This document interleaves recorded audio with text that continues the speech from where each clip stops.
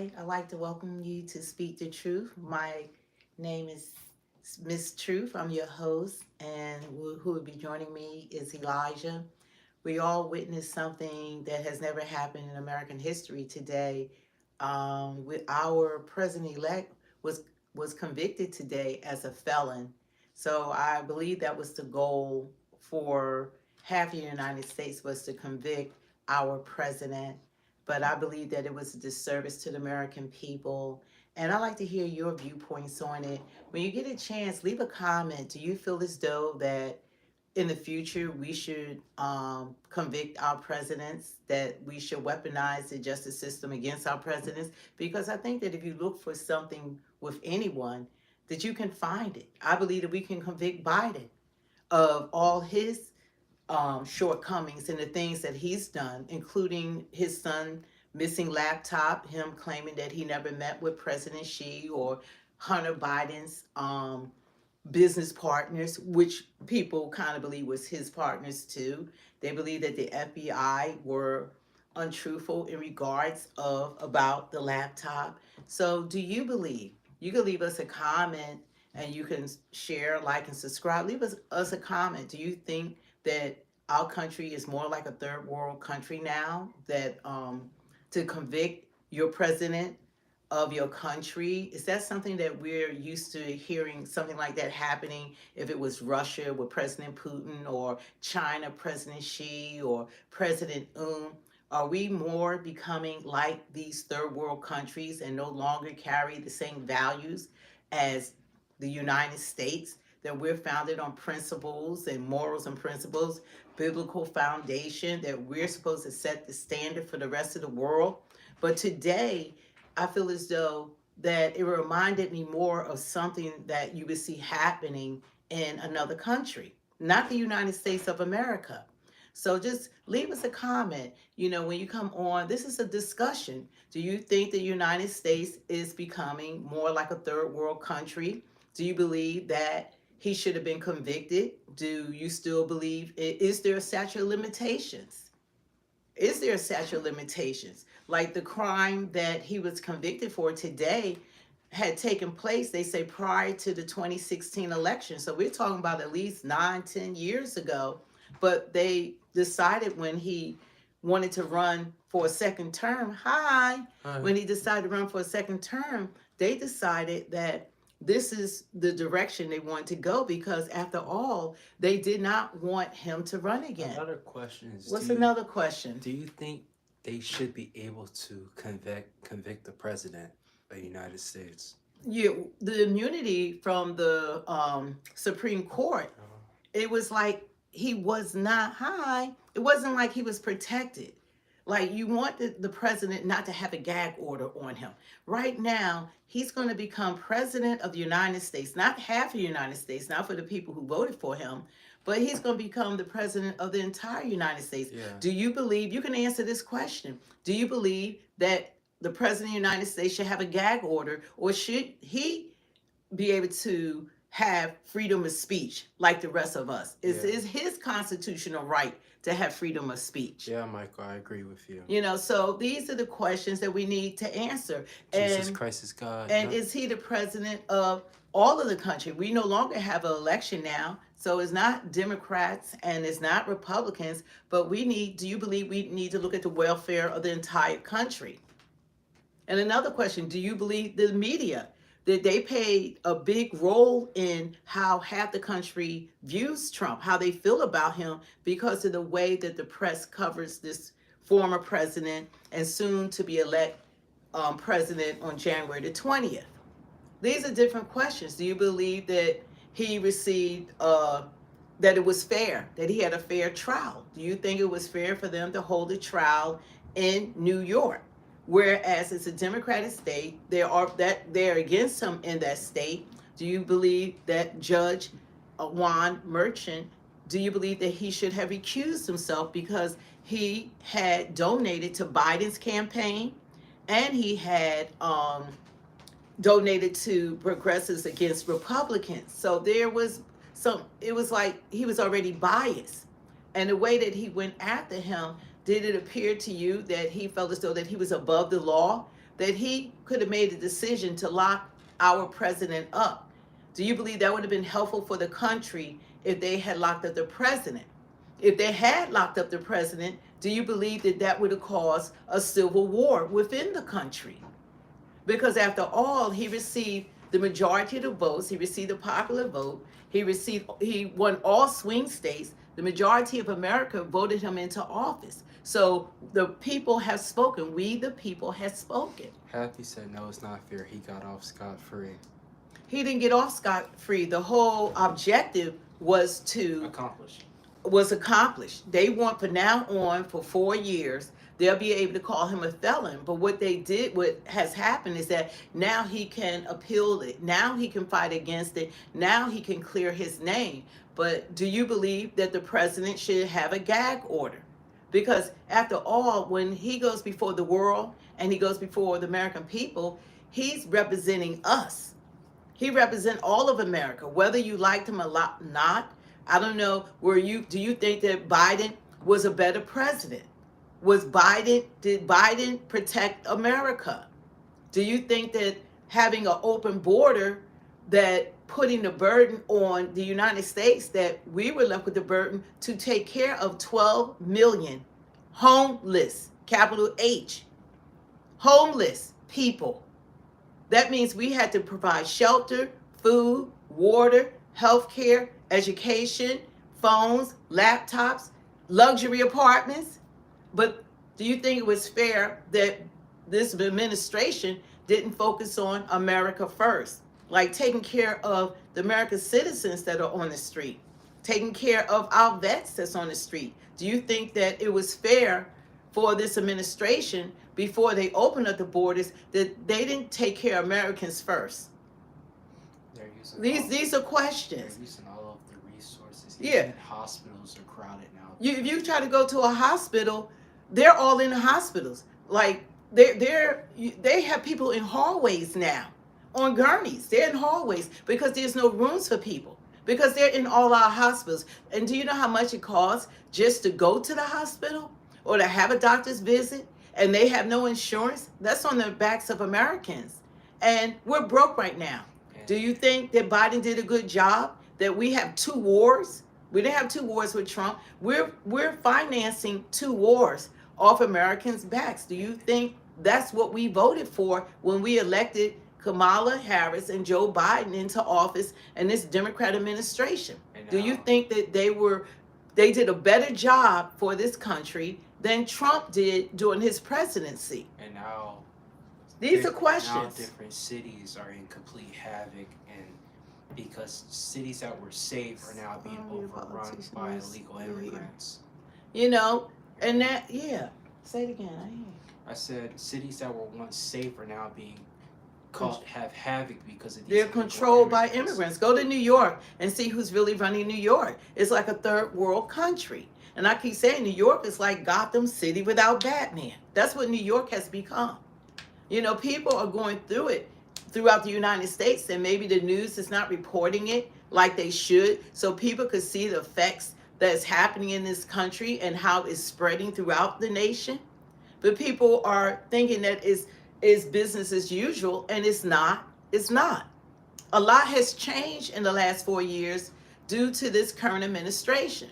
But what had happened today, you know, no matter how you felt about Trump, it was a disgrace.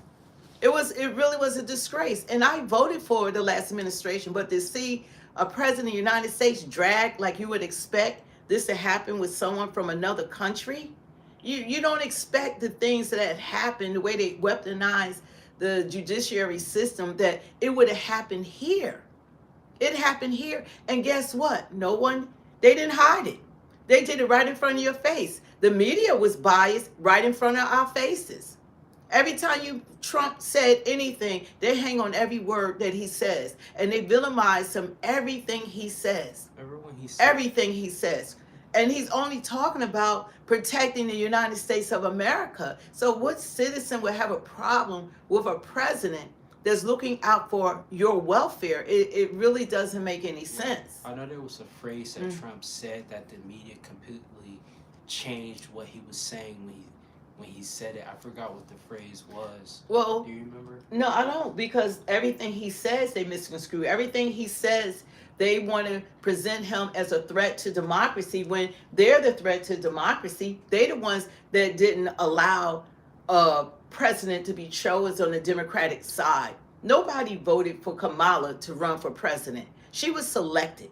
That's not democracy. Democracy, they were supposed to have a primary, and the people were supposed to decide who they wanted to run. There were better candidates than her, but you didn't have an opportunity, because when they decided to expose Biden that they lied about, they knew Biden was suffering from dementia. They knew all about this, but they lied over and over again. The news media lied about it.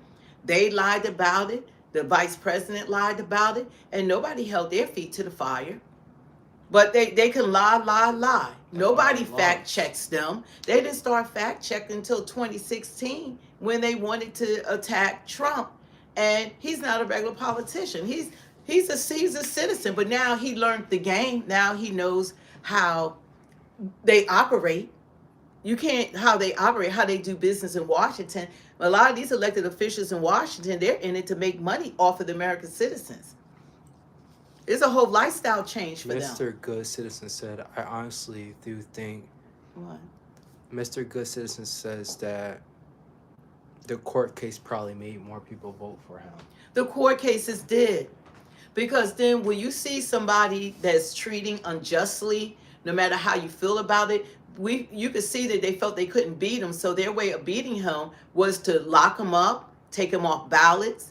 There were 2 assassination attempts that nobody seems to want to look into. He's the former president of the United States and the president-elect. Nobody has looked into these assassination attempts. When has that ever happened in the United States of America? You can't forget about the third guy that tried. And the third guy in California they don't talk about. Things like that happen here does not happen normally in the United States, but it's changed. A lot has changed. Speaking virtually to the judge, claiming innocence, calling the case a political witch hunt intended to make him lose the November election.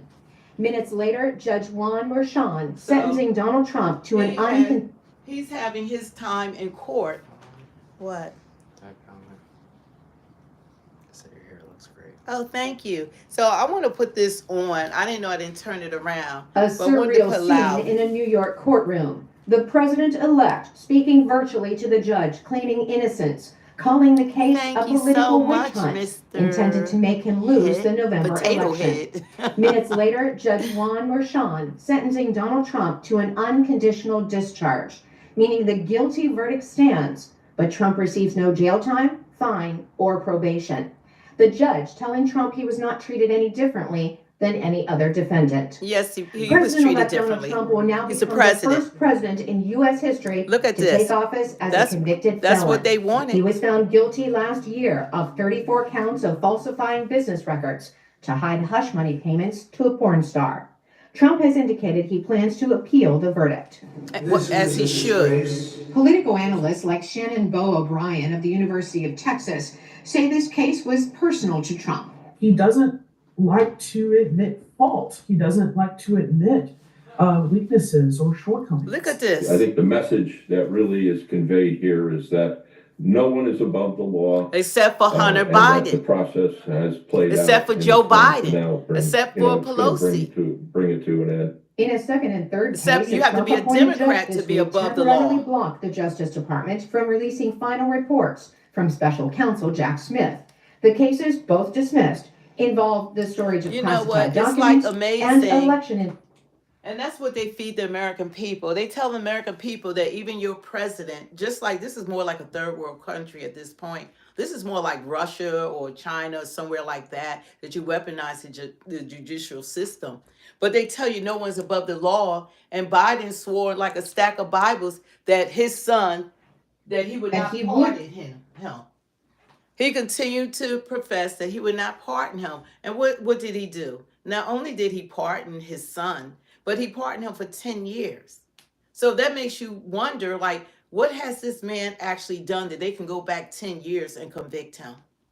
You know, you got all this leadership. This has been such a one-sided fight that they've been able to villainize Trump to the point that people don't even know why they hate him. All they had to keep telling you over and over and over again, he's Hitler, he's Hitler. He's nothing like Hitler. Nobody's like Hitler. He's nothing like him, but all they had to do is keep saying that to you. These people have destroyed the United States of America. They weaponized the judicial system. This the way that when they took him to trial, it passed the statute of limitations, but that didn't stop them. They have not upheld the law since they've been in office. When they opened up the borders, the government broke the law. They broke the law when they opened up the borders and allowed, that's how these migrants became illegal migrants, because the government broke the law. They broke the law with the statute of limitations. How are you going to take someone to trial when it was a statute of limitations to be able to take the person to trial? But that didn't stop them.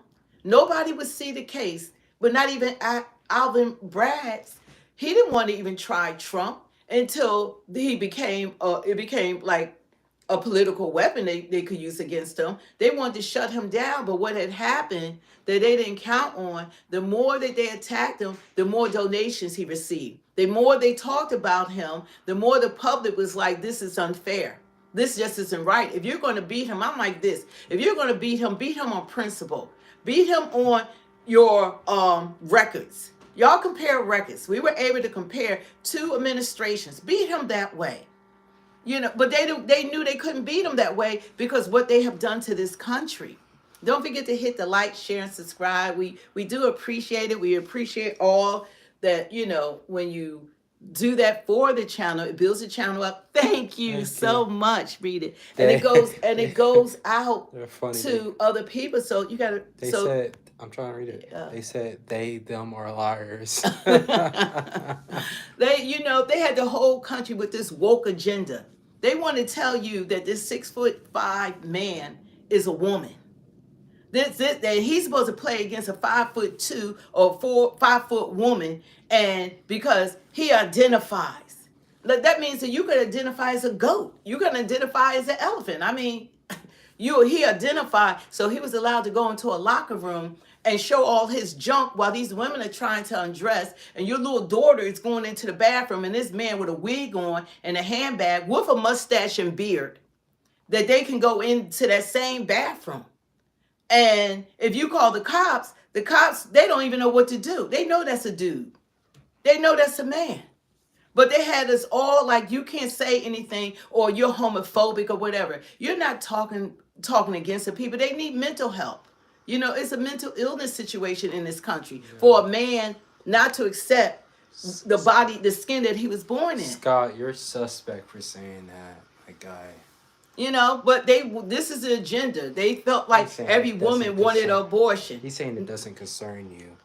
Every woman wanted abortion. It concerns that if you have a daughter and you have a child and your daughter is trying to get a scholarship into college and you got this man. Thank you. God bless you, man. Thank you for the super chat. We do appreciate it. You know, it helps the channel. It helps keeps us on. He said, tell the bank ideas millionaires.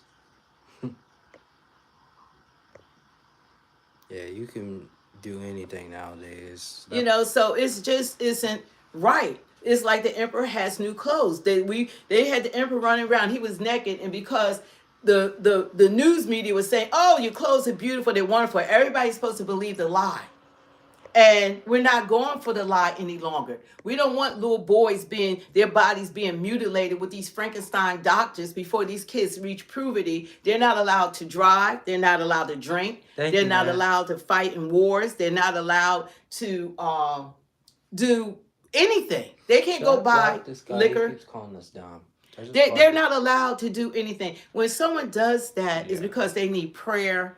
And they can't stand 10 toes down. And the truth hurts. That's one thing about the truth. You can see the reaction. The truth hurts. This channel is called Speak the Truth for a reason. Nobody's going to sugarcoat. Nobody's going to pretend that things are what they're not. So that's not going to happen. And I understand, like, if someone is on here, that's because of what they're going through. That's because of whatever that's going on in their lives. It has nothing to do with us.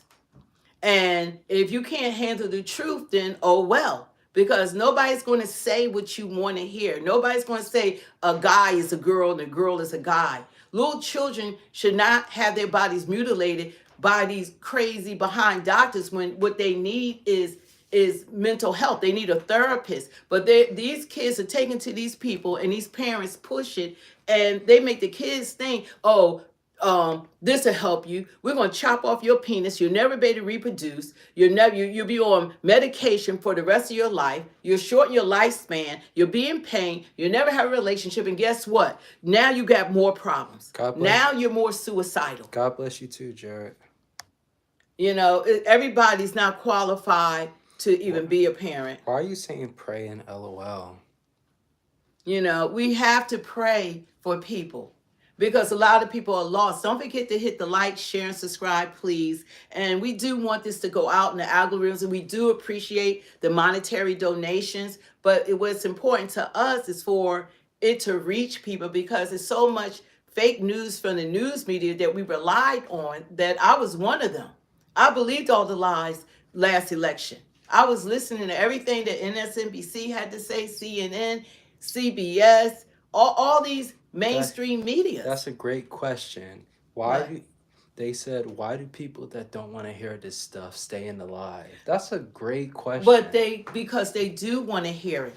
And I don't chase them out because of the fact that they need to be enlightened. Somebody needs to tell them the truth. They need to hear people that's not going along with the status quo. And sugarcoat it. You can agree to disagree. Everybody has a right to their own opinion. They have a right to if that's how they feel, that's fine, but they need to be respectful. They need to come correctly.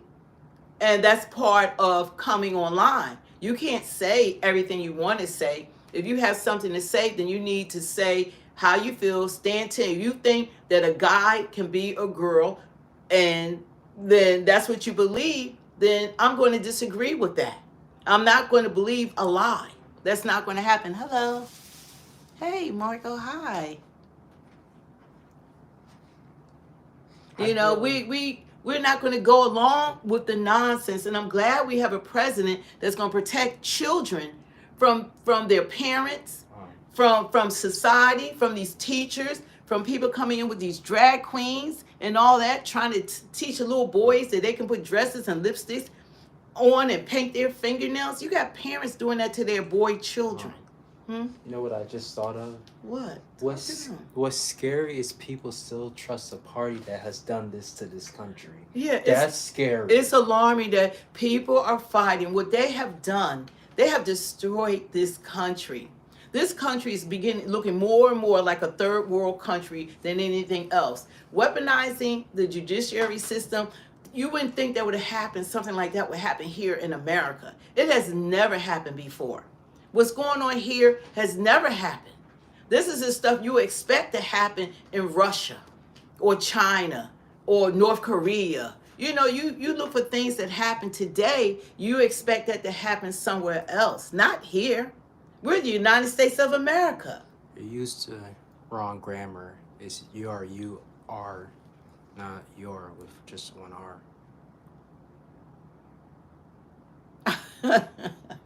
Trump.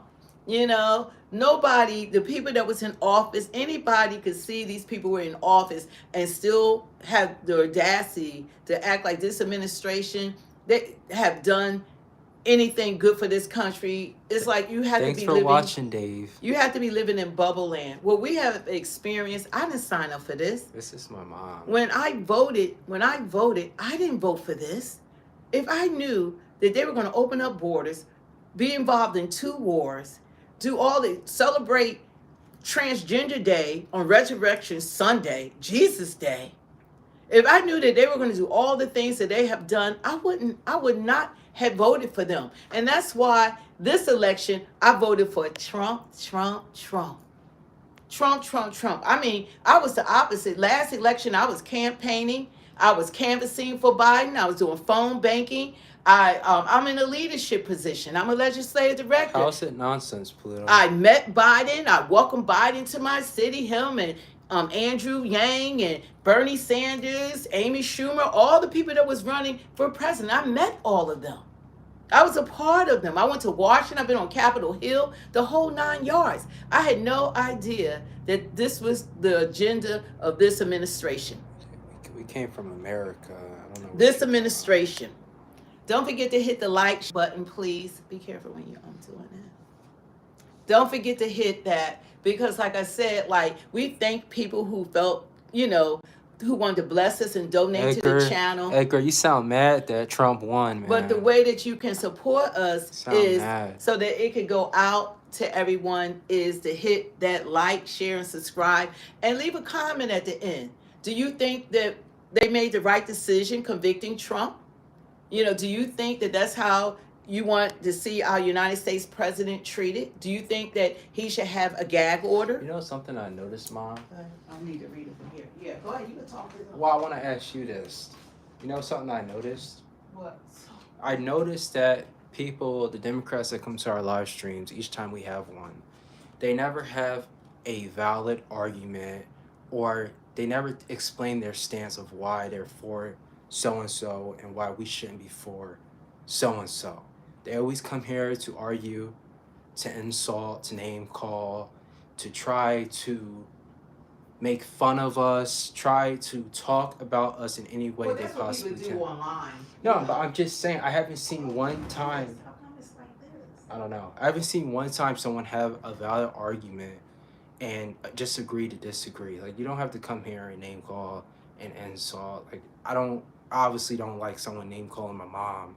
So, but that's just something that I noticed. If you can't come here and be a actual educated human being and a respectable human being, there's no point in even replying to you. You're just gonna get blocked. You're just gonna get yourself blocked, because I'm not tolerating that, and I'm not trying to get into a fight of name calling each other. Where my Democrats at? Probably got a lot here. You'll find one. Can we change that screen? Can you do that on the laptop? Yeah. Okay, do that. They go in front of it to get around. John, you sound mad. Your freedom of speech is you being a crybaby. Like what people would say, you mad, bro. So, I'm sorry. It's like the election is over. We have one president and we have one country. This is the United States of America. It's the United States of America, and we're one nation under God, whether you like it or not. But I believe what has happened is, thank you so much. We appreciate it. Let's see. You. I know with the lights, I'm sorry, I want to read this super chat. Trump was also charged in beating 2 women today, as well as Hillary and Harris. Yeah, he beat Hillary and Harris. That is so point on. Thank you for your comment, and thank you so much for donating, because we do appreciate it. Everyone that hit the like button and allow it to go out, because people need to hear people that their whole objective is to speak the truth. And what we do under God. We're not trying to perpetrate. We're not trying to come off like to get you to like us, or we're going to say what you want to hear. If Trump is wrong, we'll speak about that. And that's all we hear. But I have a problem that we don't hear about the Democrats, because they have done a big injustice to this country, and the media has done a disservice not pointing out how they have negatively affected this country. That needs to be talked about. That needs to be discussed.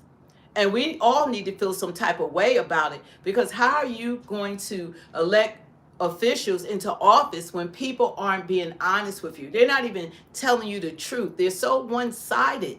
But what had happened this election is that people like myself, we saw through it. That's why you had Black people, Latinos, Asians, Jewish, Italian, white, Native American, Indian. You had everyone voting for Trump. That's why he won, because no matter what they did to stop him, and then no matter making him a felon, I voted for a felon. And I will vote for that felon again if he could run again. I voted for him. I'm proud that I voted for Trump. Me too. I'm a proud voter. I'm happy that he won, because this country was going down the toilet. This country was failing us as Americans. We're supposed to help the rest of the world, but we neglected helping us, helping our citizens. I'm a Christian, but I'm going to take care of my children first. I'm going to feed my children first. I'm going to house my children first. Then I'm going to go help that other needy child or that person that needs my support. That's the same thing that I'm saying with the United States. We're the United States children. You help us first. You feed us first. You shelter us first. And then you go and you help the rest of the world. This is what they forgot to do. It has not been pretty stable the last 4 years, dude. This guy said open up the borders. It's been stable for the Well, last you 4 must have just gotten here, landed here from Mars, because what has been going on in this country, right now California is burning down because a Democrat is in charge. Nobody, hold Governor Newsom feet to the fire. Hold Mayor Bass feet to the fire. They're Democrats. Hold every Democrat and Mayor Brandon in Chicago. The city is being destroyed. Okay?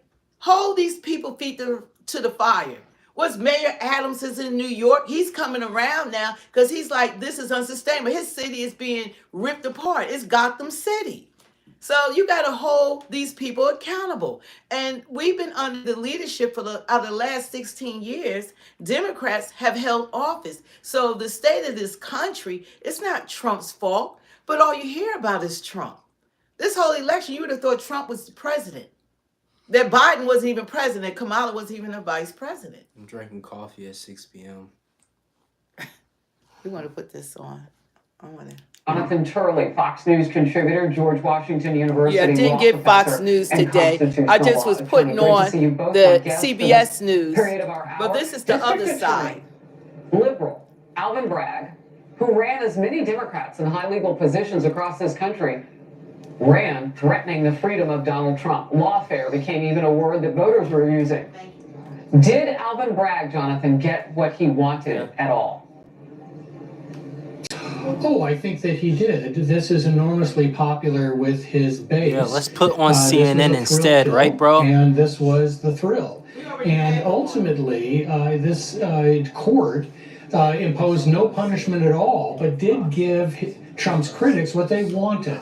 That is to label him as a convicted felon. It's sentencing by soundbite. This is now going to be repeated like a mantra in the media as he takes his oath of office, that this is the first convicted felon to take the oath, even though this case may not last. I mean, the verdict against Trump has a very good chance of being overturned. The verdict against the New York legal system is going to be far more lasting. It allowed itself to be weaponized. It allowed itself to be the product of lawfare. And that's going to leave a much more lasting mark than I think this verdict on Trump. Look, I knew that this was a thing. When I traveled to Georgia for that all-women town hall, Carrie, there were people using the word lawfare in conversations that I was having with voters. And it was resonating with them exactly what that was. So it wasn't just one of those hashtags. They said they knew what was going on against Trump. And I'm looking at... I'm sorry? Biden has let illegal immigrants in that's murdered people. Jonathan, I can name would you things like to Biden fill has in on done. that? Yes. Well, I think that ultimately what you're going to come out of this case is a true mandate for Donald Trump. Biden has ruined our economy. One of the greatest advantages that he had during this election was this trial. That is, when he was under this gag order and couldn't say Biden anything, has he given said a billions great of dollars deal to by Ukraine. walking out every I can day name and things facing Biden the has done. cameras. The public did not like it. This is the type of thing they see in other countries where the legal system has been weaponized against political opponents. And that did resonate with the public. They did view this case as lawfare. And this sentence will only increase that mandate. One of the priorities of Trump is to try to break the culture at the Department of Justice and the FBI that has been used so often over the last number of years. not just with this, but also the Russian conspiracy case. That's a hardened silo. That's the most difficult agency to reform. But this sentence gives him just that much more of a mandate to say that things have got to be changed here. It is a terrible moment for the New York legal system that it's come to this. I have great respect for the New York legal system. It was one of the premier systems in the world. And this is a really sad day for them, more than it is for President-elect Trump. You know, it was interesting. I wrote down, as I often do, what you said. What comes out of this is a mandate for Trump. And the way I'm reading what you're saying, too, is that Alvin Bragg did something that a lot of politicians couldn't do on the trail. And that was unite people from different walks of life and even ideologies together around the idea of going after an American citizen who wants to lead the greatest country in the world. That's what brought us together. To their favor. That's what I said, that brought us all together. I mean, so he does have that political, I guess. That's what the Democrats did. They brought us all together. That's what he was looking for. I want to know what it means real quickly, and let's bring back, because I think we've solved the audio issue here with Carrie Orban. Carrie, what does this mean for the American people? Let's talk about that. But also, first, what does it mean for Trump? Mainstream media, better tell the truth. Well, as you're saying that, Trump supporters are walking by right now. They're holding signs about political persecution, about the weaponization of the Department of Justice, and their message is loud and clear. They are tired of this, and that's why they went to the ballot box in November and voted decisively for Donald Trump, which I thought was a very effective point that he made. At one point, he leaned forward on screen, looking at Judge Marchand, and said, the people were watching the trial in your courtroom and they voted for me. It was decisive, the swing states, all of it. And, you know, Andy McCarthy made this point in an earlier hour. You know, Carrie, excuse me 1 second. My team is telling me that we can, I mean, they're listening to you, so they've queued it up. Let's watch it together. This is the president-elect Donald Trump from his sentencing just a short time ago. It's been a political witch hunt. It was done to damage my reputation so that I'd lose the election, and obviously that didn't work. And the people of our country got to see this firsthand because they watched the case in your courtroom. They got to see this firsthand, and then they voted, and I won and got the largest number of votes by far of any Republican candidate in history, and won, as you know, all 7 swing states, won conclusively all 7 swing states, and won the popular vote by millions and millions of votes. And they've been watching your trial, and I think it's a disgrace to the system. There is a God. I'm the first president in history that was under a gag order where I couldn't talk about aspects of the case that are very important. I guess I'm still under, so probably I won't do it now. I assume I'm still under a gag order. But the fact is that I'm totally innocent. I did nothing wrong. In the meantime, I won the election and he won. A massive landslide. He won. And the people of this country understand what's going on. This has been a weaponization of government. They call it lawfare. Trump. Never happened to any extent like this, but never happened in our country before. I voted for a felon. I'd just like to exclaim that I was treated very, very unfairly. And I thank you very much. Does that gag order still exist, Carrie? Does it still exist? I'm sorry, Harris, can you say that again? Does the gag order still exist? The president, does he have freedom of speech? Well, that's the point that Donald Trump made. He says, you know, it probably still does as I'm sitting here. But no, that would be over now that the case has, that he's been sentenced. But Harris, great. Going Praise back God. to what we're talking about people being fed up with this lawfare. Here's a sign that a person who sat in the trial, a local person, just handed to me. And look at that. Rashawn Look to your left a little bit. Yeah, there we go. Lawfare. See, these are the kinds of signs that I'm looking at right now. People are handing these things to me. Look at this one.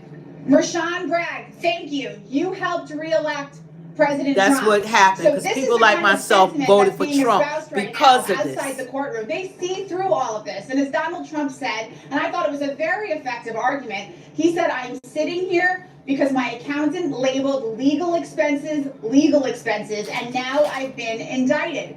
He also pointed out in the courtroom that a former top official from the Biden Department of Justice was sitting there because he had decided to take a severe career downgrade and go join up with Alvin Bragg and help him prosecute him. And so I think people are tired of this, as evident by the fact that there are only Trump supporters here outside the court today.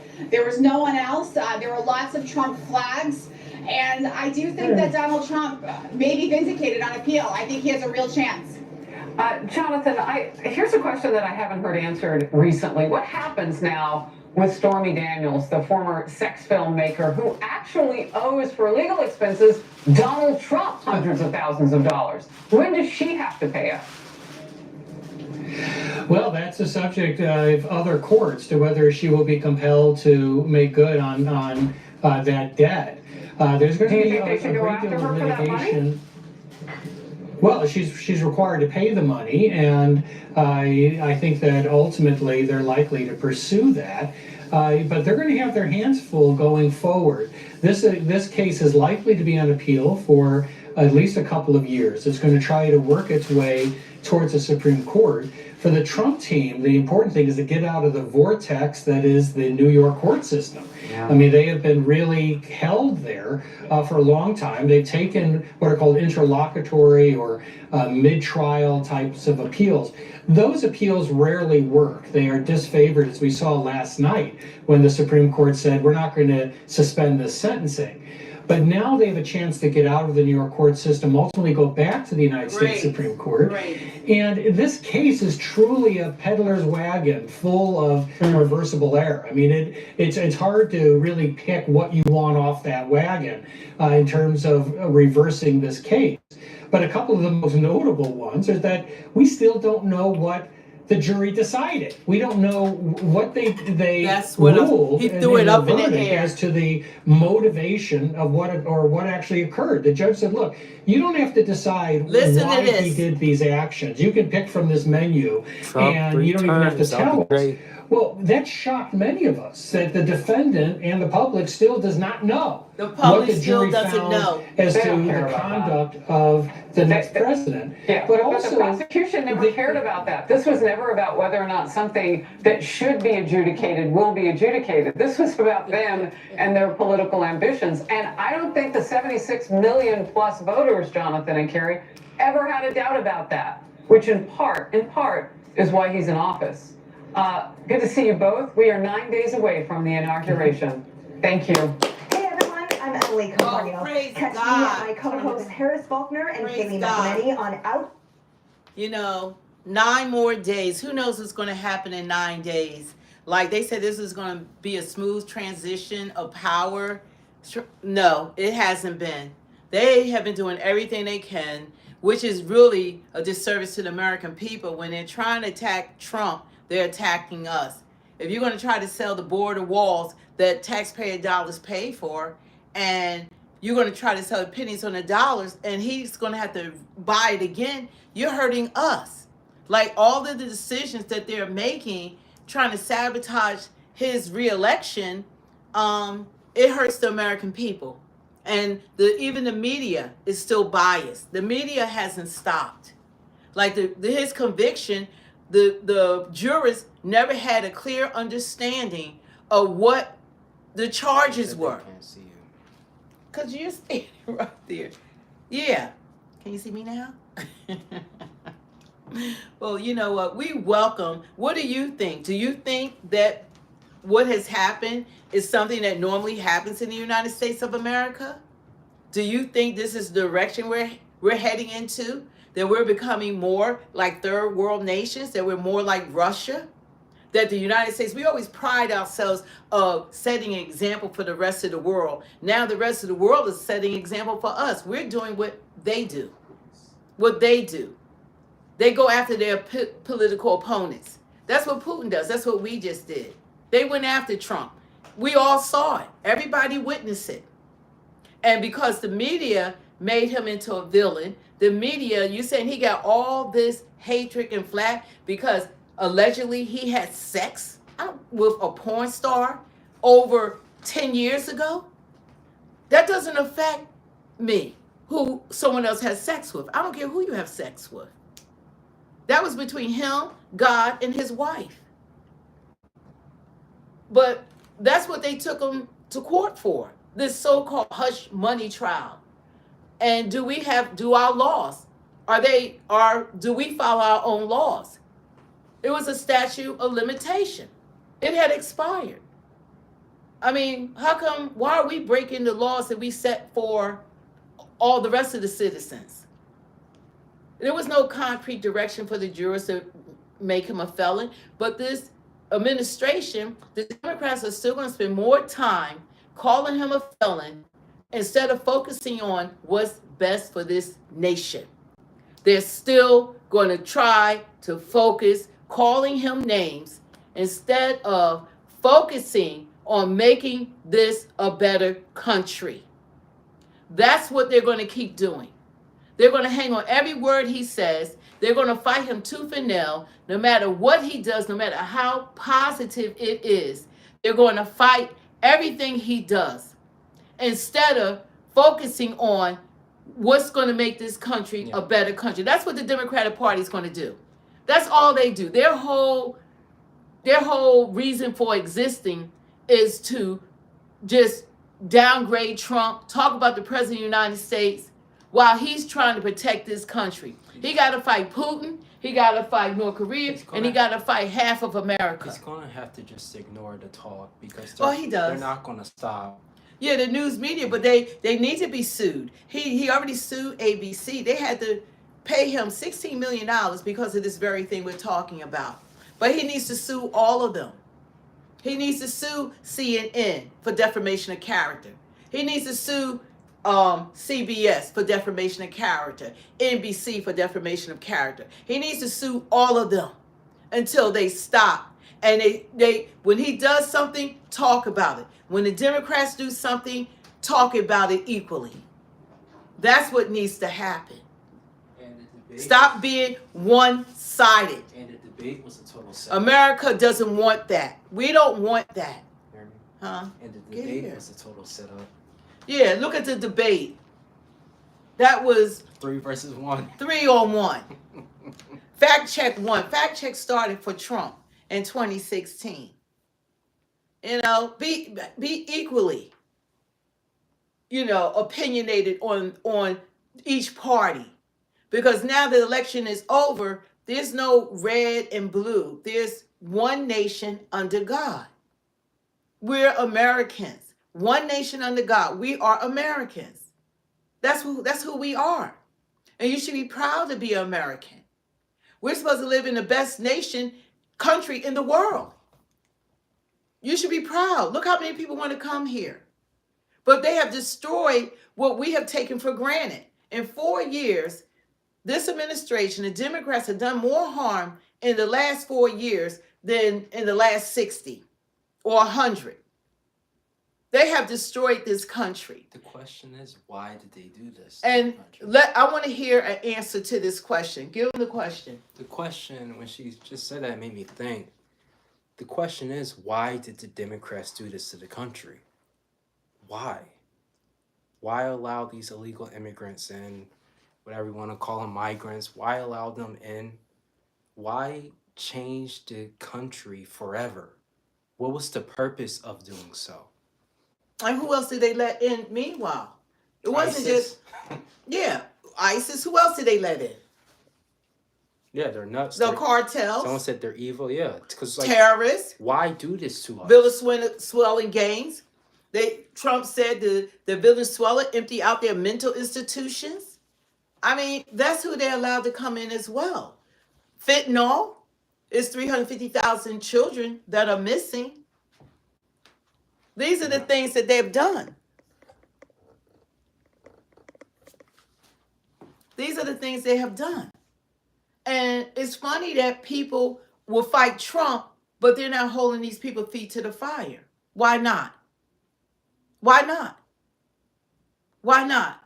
Are y'all really in agreement with all of this, that the light bulb hasn't gone off, to say that, why is it so difficult to say that this administration sucks? Betty said, what children are missing? It's 350,000 illegal immigrants' children that are missing right now. There are American children missing as well. But I don't know the numbers for that. There are children missing. 350,000, and really, I heard the last time 390,000 of them are missing. Women are being raped and murdered and sold into slavery, sex trafficking that's trying to come into this country. A lot of things are happening at the border. A border patrol agent was killed. I mean, nobody's talking about that. I don't know what point you're trying to make.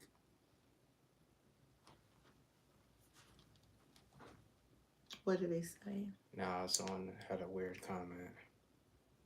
Can someone tell us why was our borders open? Why did this government break the law? Who should be held accountable? Who should be held accountable in this government for breaking our laws? Who should be charged with this? Joe Biden, Kamala Harris, border czar, Pelosi, Hakeem Jeffries. Who should be charged with breaking the law? Joe Biden's son definitely should have been charged. Joe and Kamala. Jews go to your country. Jews. All of them. Everyone. For decades. You know, they need to answer as well. If you can take Trump to court and you want to weaponize the judiciary system, then they need to be taken to court. Yeah, can't forget Obama. And Obama. Oh, yeah. Obama probably was the president all along. Joe Biden was not running this country. Yeah. You know, all of them. They say Pelosi, Joe. You know. Obama too. It can't get any more expensive than it already is, bro. Fauci. They like Bidenomics. Yeah, look at go to the market. I've been in the supermarket twice today. Go to the supermarket and see how much you're spending. Matter of fact, look at your mortgage, your rent, your gas, your electric.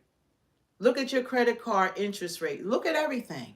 Someone said Hunter was charged. No, Hunter got pardoned by his dad. Yeah, his dad said no one's above the law. Yeah. And what did they do? Y'all, what did they do? No one's above the law. Oh, you pardon. Oh, you're not just pardoned for the crimes that we know about that you've done. He pardoned them for 10 years worth of crimes. Who does that? Who does that? But y'all not screaming and hollering, calling him Hitler. Y'all not talking about Joe Biden is Hitler. Nobody's calling Joe Biden, you know, these derogatory names, calling people, you know, lying on their character. But that's what they've done. And I blame the news media because I didn't know that they were as bad as they are. When Trump used to say fake news, I just thought it was hilarious. I thought it was funny. I'm like, look at him talking about some fake news. I didn't know that it was real. You know, I was laughing at it. But it's fake news. A lot of fake news is out here. Technically, Trump isn't going to go there. No, Mr. G, you should be ashamed of yourself. But people don't want to hear the truth. Like, you don't have to put it in capital. Nobody, I'm letting you stay on there because nobody cares what you said. Because obviously you're not from this country. We're United States citizens. We love you. I love you bad.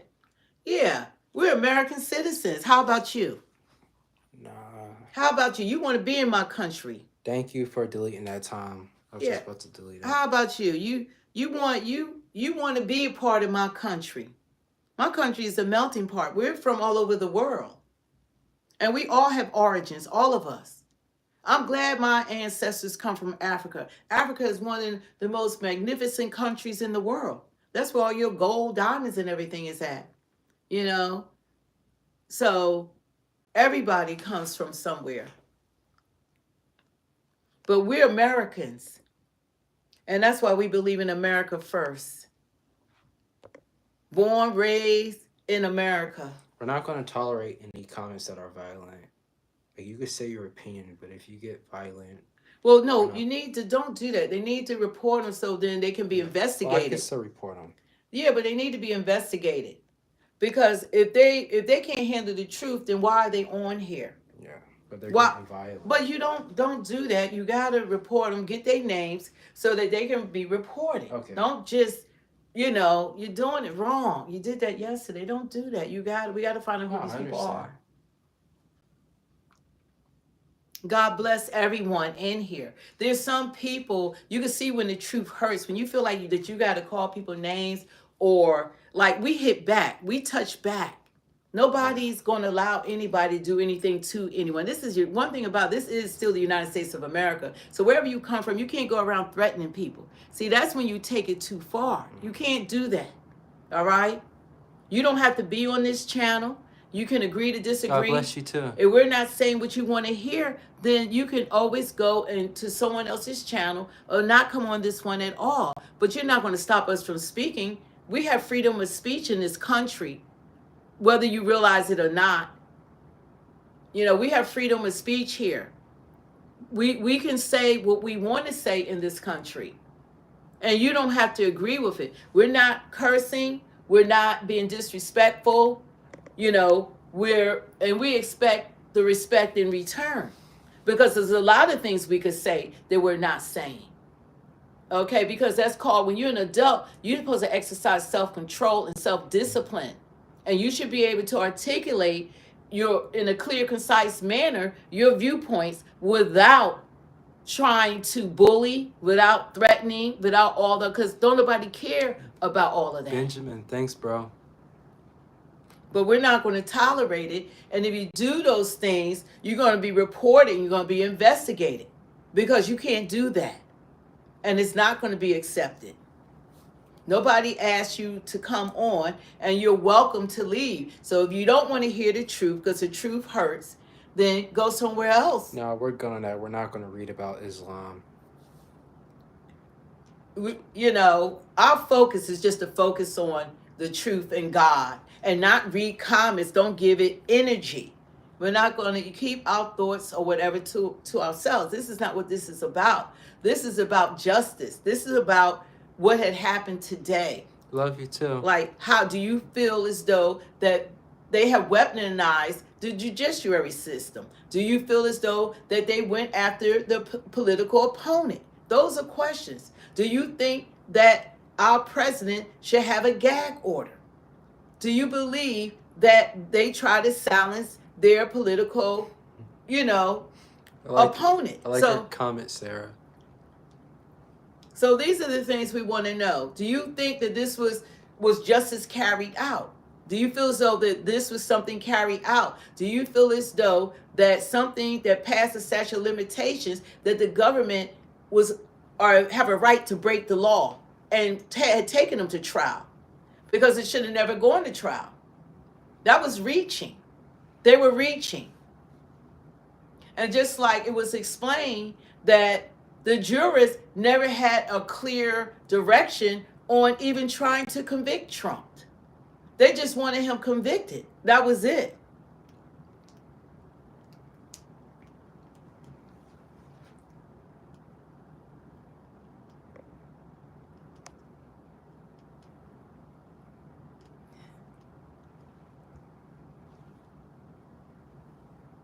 Yeah, God's word is the truth.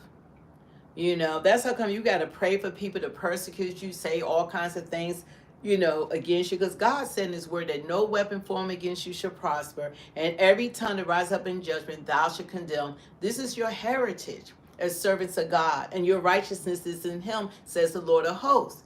And he said that the Lord shall cause thy enemies that rise up against thee to be smitten before thy face. They should come out against thee one way, but flee before thee in seven. And he also said, he who dwells in the secret place of the Most High shall abide under the shadow of the Almighty. I would say to the Lord, he's my refuge, my fortress, my God, and him will I trust, and no harm shall come nigh thy tent. Wow. So, you got to stand on the word of God and knowing no matter what's going on, that God is in control. Wow. We don't look for man. Well, we look, our help coming from the Lord. Well, Kirsten, he's your president, so. Your help coming. This is not about man. But God, we need to vote. If you don't like what's going on now, there's going to be an election in 4 more years, and you'll have another opportunity to vote once again. But now we are totally awakened from what has been and been unburdened by what has been, and we're glad that unburden has been now sent into retirement. Appreciate it, Stephen. So this country has gone through a lot, in the last few years like never before. And if you don't see the difference, even the attitudes now. Kirsten, how Let me step out. how- I don't know what happens every time we do that. I'm just giving No, I my know. answer to what you said, Kirsten, my reply. How was that he saying something that was offensive to you? It was just what I thought about what you said. He's having it to my brother. I'm totally for everyone being able to say what they want. I didn't ask you a question. Well, I can reply to your comment. I mean, it's our live stream. Why are you watching? I didn't ask you to watch. I didn't ask you to comment. You don't have to get an attitude with me. Okay, whatever. Don't take stuff personal. I'm not taking it personal. She's just getting a little attitude. So what? We don't even know. Who cares? You gotta really have a I don't care attitude to be online. It doesn't matter because there's hurt there. It's something that's not registering. Just a reaction. Yeah. It's something that's not registering. It is so hot in here.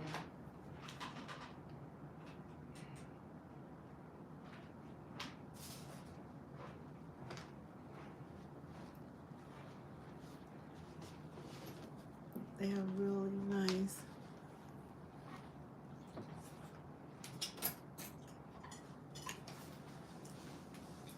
Why don't you understand he's not interested in black people either? He's done more for black people than any president there's ever been.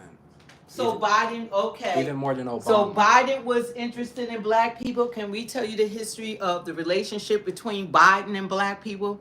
That has been our vice president for 8 years and now our president for 4 years. Thank you, MTG. You know, Biden is the author of the 1994 crime bill that caused mass incarceration of black people. Oh, someone asked, can they send us super chats? Yeah, I think you can. Yeah, you can. Yeah, he called black people super predators. He said that they couldn't even be reformed, that worse than an infidel. He said never to lock them up and never even let black people out again. Black people were locked up for minor crimes for decades. And it was Trump that stepped in that Obama couldn't do, that he got the First Step Act passed in Congress. And that allowed over 30. Oh, thank you so much. Thank you. Do you? Go ahead. Do you regret your choice? Genuine question. Yeah. Do you regret? They're asking us. Do we regret our choice? No. Voting for Trump. No way. No way. No way. I would vote for him if I could vote for him again and again and again. In comparison, we had on the other side, those are the two worst candidates that I have ever seen in my life or have ever heard of running for a high position as president and vice president of the United States. With Kamala Harris and knucklehead Tampon Tim, no, they could not become president and vice president. We would have been, it would have been all over with those two. They didn't know how to govern. She didn't know how to speak. He didn't know how to talk.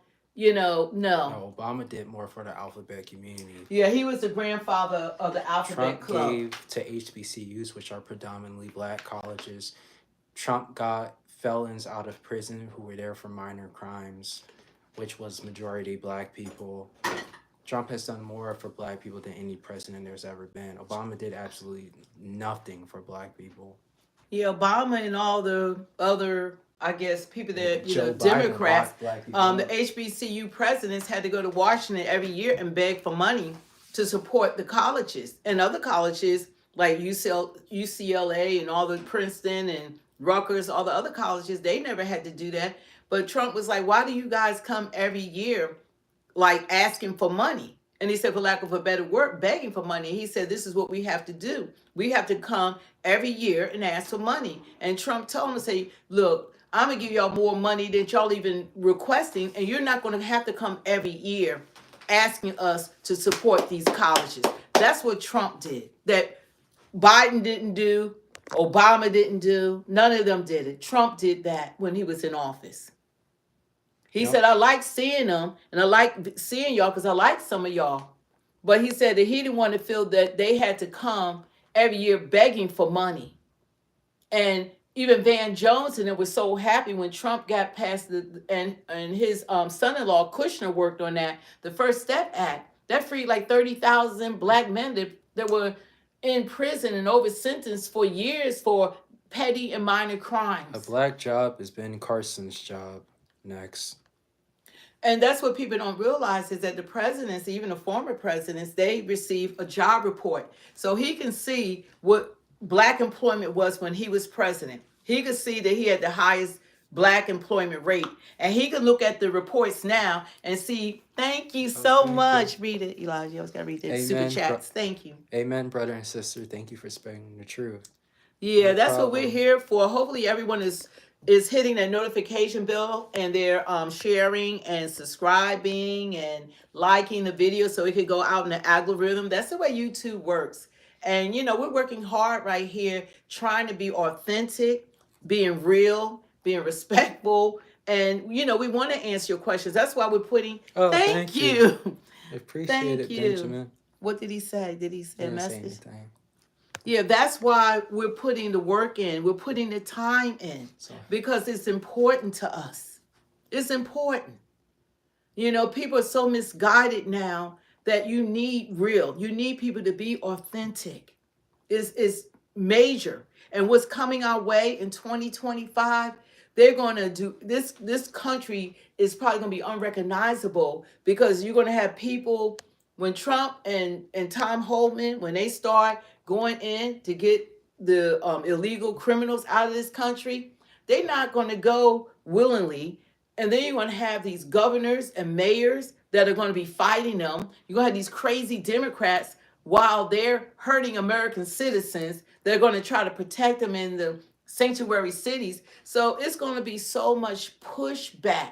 But we, the people, have spoken. We've spoken for President Trump to do what we voted him to do, for Tom Homan to do what he is supposed to do, for JFK Jr. make America healthy again. We want to see these things happen. These are the things we want to happen. These are former Democrats. We want to see these things happen. We want to see our political parties working for us. Major K, just stop watching. Put America first. Like every other country, they put their countries first. Russia is not going to put America first. Let's be clear. Name me a country that's going to put another country's citizens first. I'll wait for it. Every Democrat in the chat, please put that country that's going to put you above their citizens. Because if this is so far-fetched, what country is it? Yeah, we need more mods. Well, you see some regular. Who's on here that normally comes on the channel? Because we need some more monitors. I'm seeing Stephen Patterson. I don't know if Stephen comes on. Preach, babe, preach. Yeah, I'm preaching. Right. And like Bria, she's not on here, but she gave me the name Miss Truth. I think I might run with that. Speak the truth.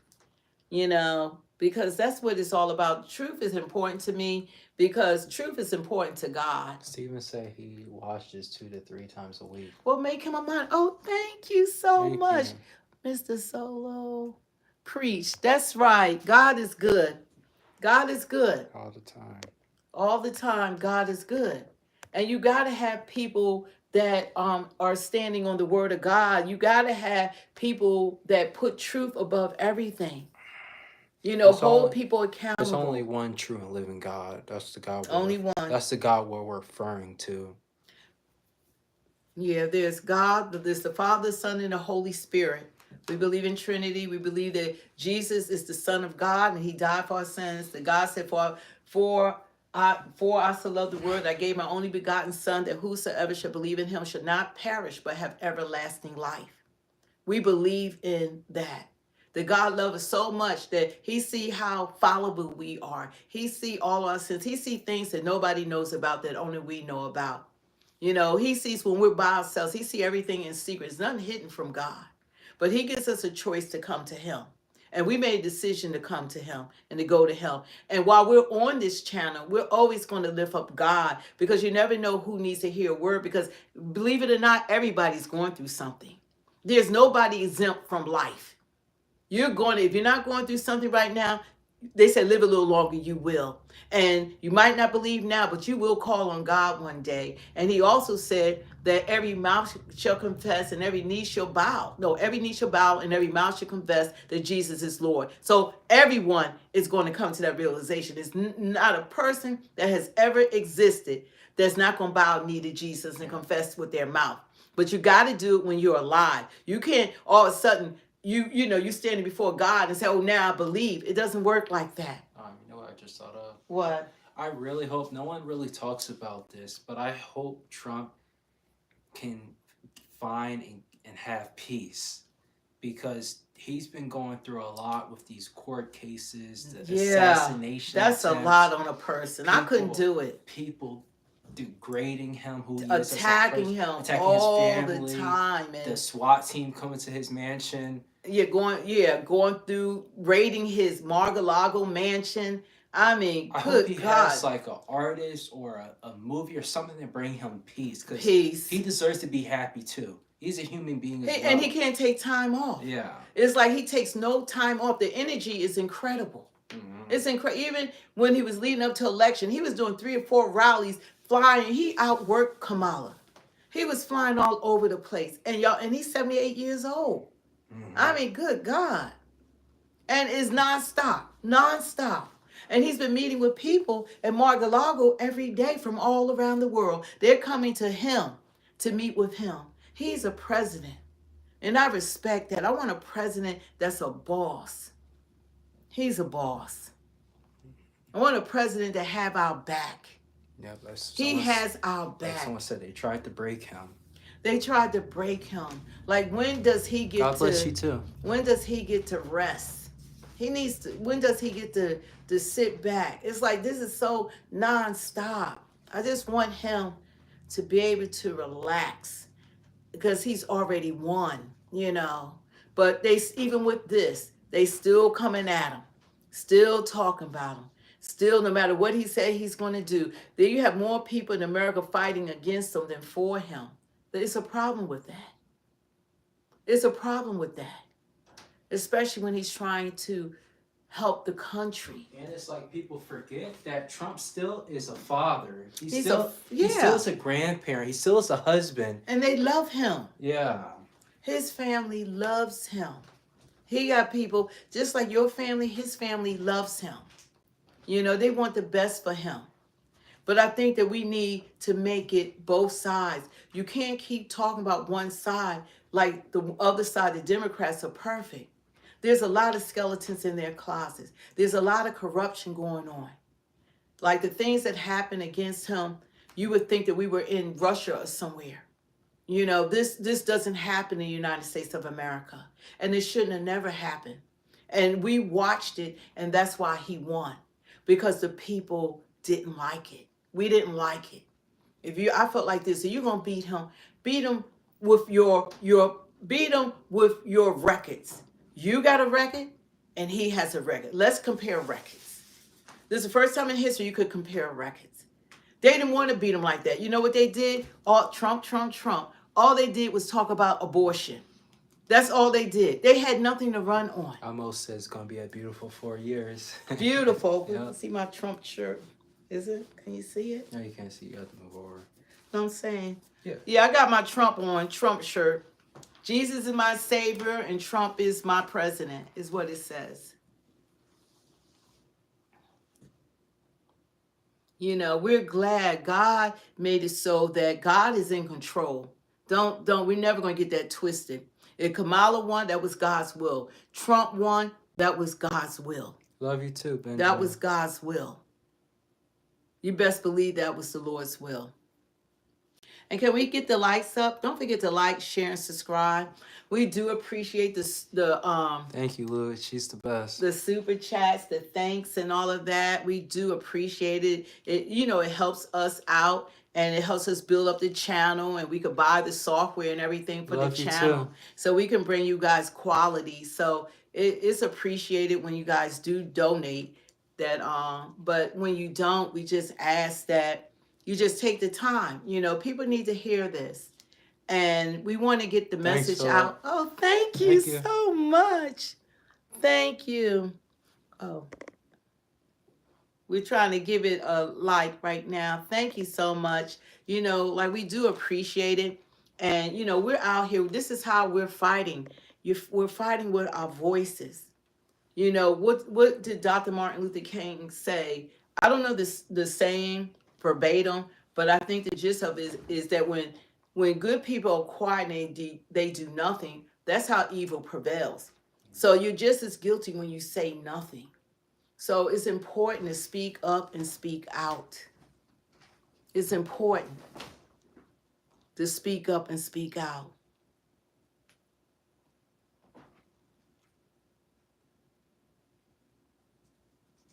You know, so we are so blessed and we're so happy that Trump is going to be sworn in. What is it, 9 days? How many days is it, you guys? Is it 9 or 10 days? Like, we could actually just go really to the inauguration, but it's going to be so crazy out there that in this day and time, you know, I think that we're going to most definitely, we are going to, oh, thank you so much. Appreciate you too. God bless. We most definitely are going to stream it. You know, I don't know how many hours it's going to be. And I hope that the Mississippi, I believe they did get the donations because we most definitely going to send them a donation. 10 days. Thank you. 10 days. 10 days, huh? You know what Malcolm X said? What? He said that the white liberal is the worst enemy to the people. Yeah, it's true. But what we witnessed today, it shouldn't have happened in the United States of America. If you're a United States citizen, you should have the same sentiments that this is not what we do. We're better than this. We shouldn't be taking to court a president, a former president, or president-elect. They're not doing it to Biden. Biden is guilty of much more. They have went through Trump with a fine-tooth comb, and that was the best they could come up with. Something that 10 years ago that he allegedly had sex with a porn star. What does that have to do with being president? Yeah, we love all He wasn't even president. This is prior to becoming president. Yeah, we love all people. We love people of every race. That had no bearings on the election. But that's what they're talking about because his accountant put it in as a legal expense. Trump doesn't handle his books. He has thousands of businesses and stuff. People, when you're rich, people handle your business for you. No, Dan. That's what your lawyers are for. Dan, where's your moral values at? Everything that this party has done to the American people, it's a shame that you still support that. The things they allow, the things that they want to happen to America, and the things that they made happen to America, for you to support that says a lot about your values and your moral compass. You'll never see me voting for a Democrat ever. First president I voted for is Donald Trump, and it's always going to be Republicans from now on. But I hope Trump is getting peace. I hope there's something that makes him have joy, spending time probably with his family, and he has time to relax because there's a lot of things going on and a lot of attacks at him and his character that always happen and probably will never stop. So I hope Trump's getting peace. That was just something I thought of. You know? Yeah, like who would have thought that something like this would ever happen? Yeah. That they would do this to a presidential opponent. Who thought that they would use the judiciary system, the justice system, to go after someone running against you? I mean, this is what they do. They say in the third world countries. This has never happened before in the United States, and hopefully it'll never happen again. How much 68? What crimes did he commit? Please elaborate. Yeah, we all been waiting for this. Yeah, please elaborate. What are the crimes? What are the felony charges? They haven't defined it yet. Maybe you can define it for us, because we're still waiting to hear what are they. Yeah, someone said what they want you to believe. Yeah, Yeah. absolutely. Yeah, we did a video earlier. Y'all can, like, after this video, I probably have to put it in a playlist. President Trump's first felon in United States history. First president. What? Someone said trumped up charges. Trumped up charges, yeah. This is the first time in United States history that a president is entering office as a convicted felon. And this is what they wanted. So that for 4 years, they wanted, every time they talk about him, that's what the news media is going to use that to refer to our president. Joy Reid, Roland. Oh, Roland Martin, Boulder Ball head. He had a good time. They did pay him $350,000 to support Kamala. They paid Al Sharpton half a million. Ricky Smiley. Ricky Smiley got paid. Usher got paid. Beyonce got paid. Cardi B got paid. Megan Thee Stallion got paid. It's like you can't even trust who didn't get paid. Yeah. Who really supported them without a paycheck? Yeah, who genuinely supported them? You know, it was so many people that gotten paid that they were trying to convince us to vote for someone that they didn't believe in. That's a good statement. You know, I like to know who didn't get paid, who legitimately wanted them in office. Because you can't tell. Oh, someone said the Diddy list. The Diddy list. Yeah. LeBron. Ain't nothing like a Diddy Ain't party. nothing like a Diddy party. That's what he said. Look, you had to come out of Diddy party alive. You know, going to his party at your own risk. That's what Diddy party was about. But, you know, we are just believing for the best. And I can't wait for January the 20th. But each day, we have to watch what President Biden is doing. Every day, he's doing something against the United States citizens, trying to attack Trump, trying to make it difficult for him to take office. Everything he says, they're not supportive. They're trying to do everything they can to set him back. Even that he wanted drill, baby, drill. Biden put a law in that for, I think it's like 1 million miles, I don't know, something out in sea. I have to look more into it, that he's trying to stop Trump from using energy because that's how he's looking to bring prices down. So they're doing all that they can and everything they can to try to, you know, just sabotage his work because he has so much to straighten out that he can't do it in 4 years. There's no way with everything that's going on that he could do it in one term. So we just got to believe and we got to make sure that nothing gets in his way. For 4 years, we have to speak out and let this Democratic Party know that we're not for this nonsense. We, the people, have spoken. We have elected our president by choice. He received the most popular votes. He won all swing states. The people spoke loud and clearly, and we're supporting him. And he's not a president just for Republicans or just for Democrats. He's a Republican of all Americans, all of us. Right. And right now, what's going on in California is 10 people now that have lost their lives because of this Democratic administration. And they don't care. They don't care. They don't care how people are suffering and how they're homeless now. Now we got hundreds of thousands of people in California on top of the people that were homeless. Now we have even more homeless people. Now we have all of these people without homes. And now how many lives have been lost? All these lives have been lost. And Biden's in his office making a joke about it, telling Kamala Harris, this is your he said, fire away. This is your territory. He said, no pun intended, but you're going to, make a joke while people are losing everything, including their lives. Who does that? There's already $50 billion worth of damage. And then here he is. He wants to explain why the hydrants ran out of water. I think you're getting a bad rap. I know you're getting a bad rap about these fire hydrants don't have enough water in them. They had no water. What this is all about is the utilities, understandably, What they did is they cut off power because they're worried about these high tension lines coming down and causing more fires in the wind, right? When they do that, guess what? They shut off the power that controls the ability to pump the water.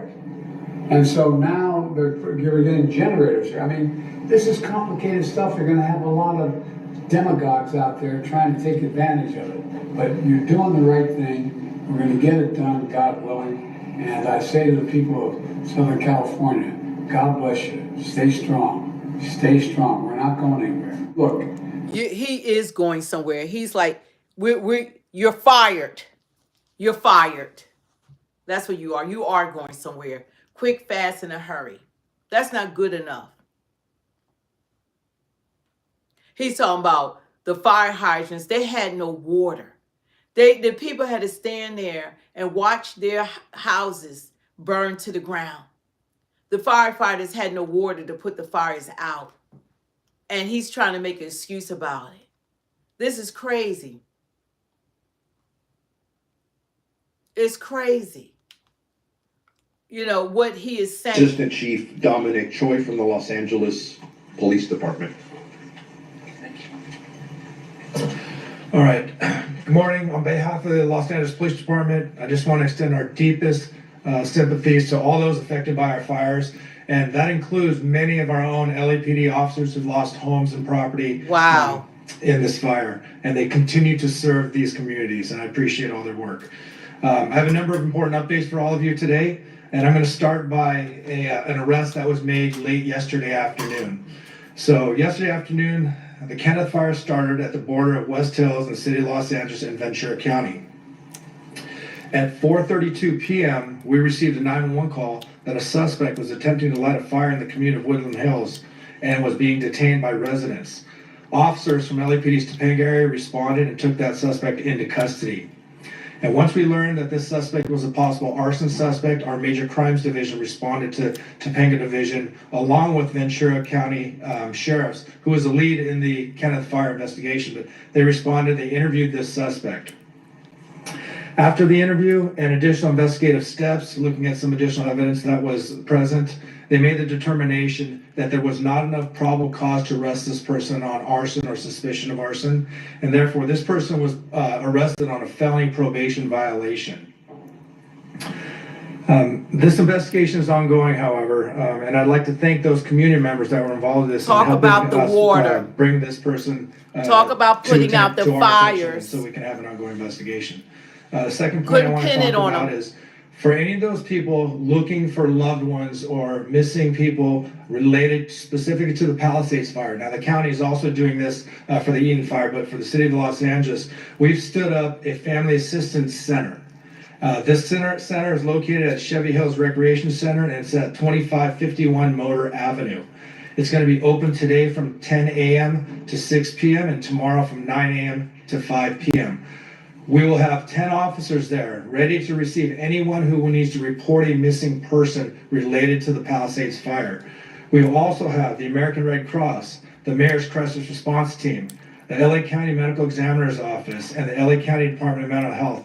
They will be there to help support, answer questions, and provide information as necessary. Again, I just want to emphasize, this is for missing people related to Palisades fire. This is not for any other issues related to the fire. LAPD and our law enforcement partners are actively maintaining law and order. He's actually saying this with a smile. We're patrolling these areas to deter criminal activity and to continue to ensure public safety. Today, we're deploying 210 officers in these impacted areas. This deployment includes our partners from LA Port PD and LAWA PD, and I'm thankful for their support. Again, protecting our homes, businesses, and evacuated and vulnerable zones are our priority, and we will continue to ensure that no one takes advantage of these situations. You've heard this message before, but I'm going to say it again because it's so important, so critical. Looting has zero tolerance. Looting or exploiting in the disaster areas will not be tolerated. Anybody caught looting or committing crimes in the affected areas will be arrested and prosecuted to the fullest extent of the law. We'll remain vigilant and patrol these areas and ensure that we can mitigate any activity like this. And again, if you haven't already done so, you will start seeing in the city of Los Angeles the National Guard being deployed at the Palisades fire. Their role is going to be traffic control, managing roadways to ensure access to affected areas is restricted to authorized personnel only. They're going to be manning critical infrastructure security, as well as doing checkpoints and verifying credentials for those for ingress and egress. And lastly, these measures controlling access, they are necessary. I just want the communities to know they are necessary for public safety and for proper community recovery. They are inconvenience, but it's something that we have to do. Residents are encouraged to call 911 if they see any suspicious activity. Law enforcement, National Guard, and other first responders are here to support this community and ensure their safety in a difficult time. Our commitment remains steadfast to restoring safety and normalcy as quickly as possible. Your cooperation and resilience from the community are greatly appreciated. Thank you. And at this time, I'd like to introduce Los Angeles County District Attorney why he's saying that with a grin and a smile. They said so far, I think like 10 people have lost their lives. Their lives being lost in these fires. People are not just losing houses and physical items and things like their whole livelihoods. People are actually losing their lives on top of it. And why didn't he address the lack of water? That's a real issue. You know, you have to address. So good morning. The water, the Eaton fire. You know, and I don't see the mayor. I'm trying to find Mayor Bass. She's standing over there. They said when this was going on, she was out of the country, and she still has. I still haven't heard her addressing it. But we pray that for rain. They need rain. They need God to put out that fire because the hydrants, they don't have water. You need God to do it because they're not showing like how bad it is, like what's going on. And to me, that's doing a disservice to the people when they're making, you know, you have someone on there speaking on behalf of the, you know, fire department or the, I guess like Mayor Bass, wherever she's at, but you're not speaking about the devastation that's going on. Maybe she'll speak about it. Still very much happening right now in Southern California. Yeah, they're still burning. They're still burning. There's the threat of more winds that are on the horizon. KRON 4's Teresa Stasio joins us now from the newsroom with an update on the breaking situation there. Well, hi, Justine. This is certainly still a very developing situation with changes happening so quickly. Here's what we know about the latest firefighting efforts. Now, progress is being made, but slowly the winds have died down compared to the hurricane-like strength force on Monday, where the winds were approaching 100 miles an hour. But there is fear that those Santa Ana winds will return Monday. This Sunday. Is Friday. Fire officials say that the fire's level of destruction is jarring and bleak for the thousands impacted. Dozens of blocks are wiped out. New flare-ups continue to pop up. Information and aid is coming, but the need is intense. Here's more on the problems facing residents. Common questions I'm hearing from residents impacted, especially by the Eaton fire, is what do I do now and when can I go home? Our neighbors want to know where to go for immediate help, how to get information about their home, when they can return, and what long-term resources are available.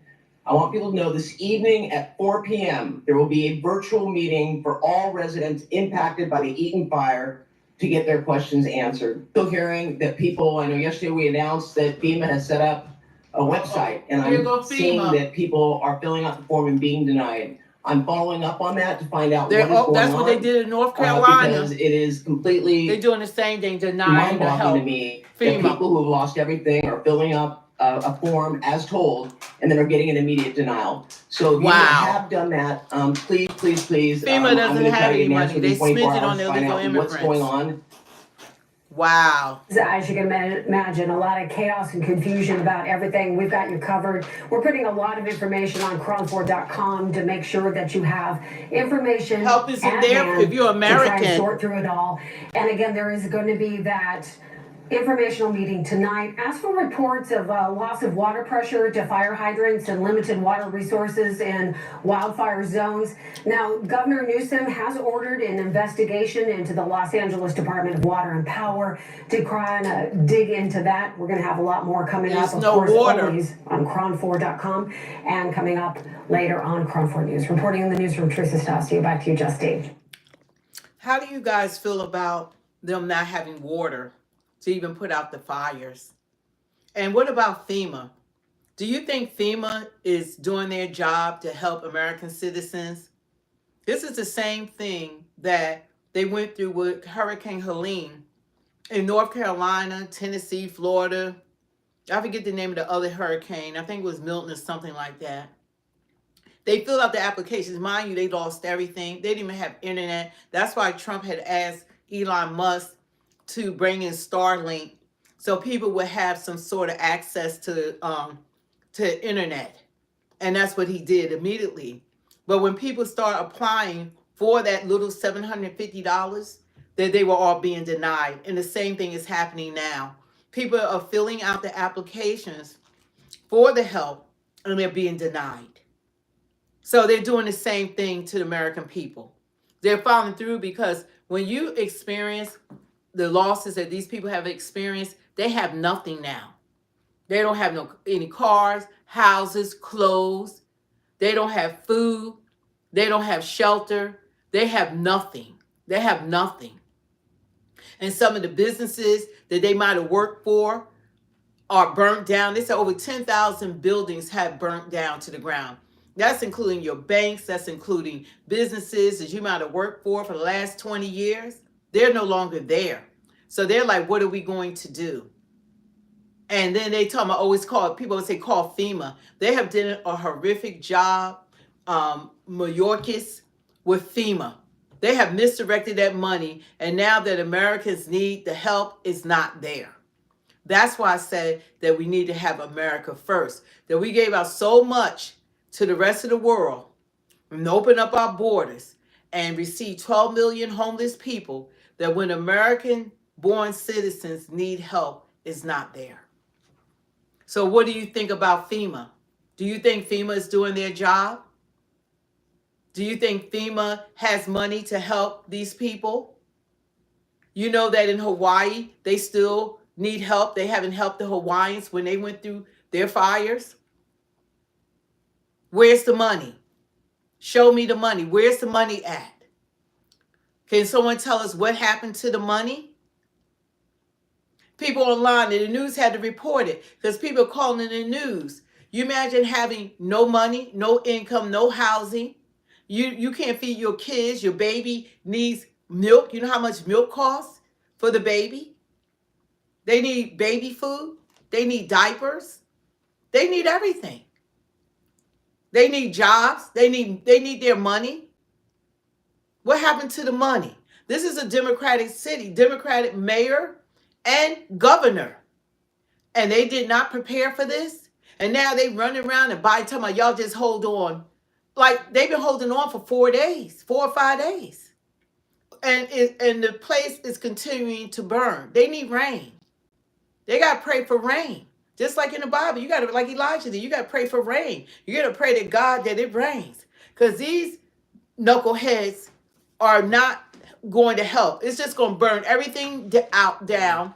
And when there's nothing else to burn down, that's when it'll stop, the fires to stop. And I don't know how you can trust a party. Yeah, they voted for it. I don't know how you can trust a party where their president, 40% of his time in office was on vacation. How can you trust a party that would allow that they're not even in office doing their job? So obviously someone else was running the show because he was on vacation. You could look this up. For 40% of his time in office. Probably he's on vacation right now. So who is running the country? Who is running the country? Who is running the country? Who are making the decisions? Who can someone tell us? And he goes to bed early. And when he is working, he's sleeping. Every meeting they show him, he's sleeping.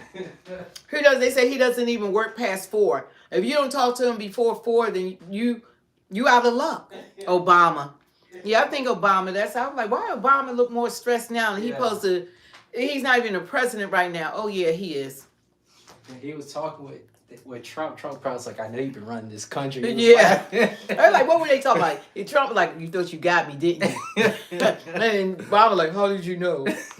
Yeah, you thought I was going to win, right? Yeah, we tried to stop you. Can you do the Obama voice? Yeah, Obama's like, he has his own way of speaking. Well, yeah, you really hung in there, but we're going to get you the next time. Don't think J.D. Vance going to make it. Like, they said, what were they talking about when it was at Jimmy Carter's funeral? But Trump likes talking to people. He's not that type of man. Even all the dirt they have done, you know, towards him and done to him, he doesn't hold a grudge. He's an honorable man. He doesn't hold a grudge. He really has love in his heart for everyone. Even those that mistreat him, say mean things about him. Like, he's the type of man that really wants to be loved by everyone. But he's not vindictive like they are. When they did all they could to him his last term, he didn't go after Hillary and them. He didn't do anything to anyone. He said, what would I look like going after the president's wife? Or he was just saying that he didn't go after anyone, but they're so afraid that he might hit back. You know, see, they want them one-way fights. They like a fight that you do all the hitting and I don't hit back. I don't believe in that.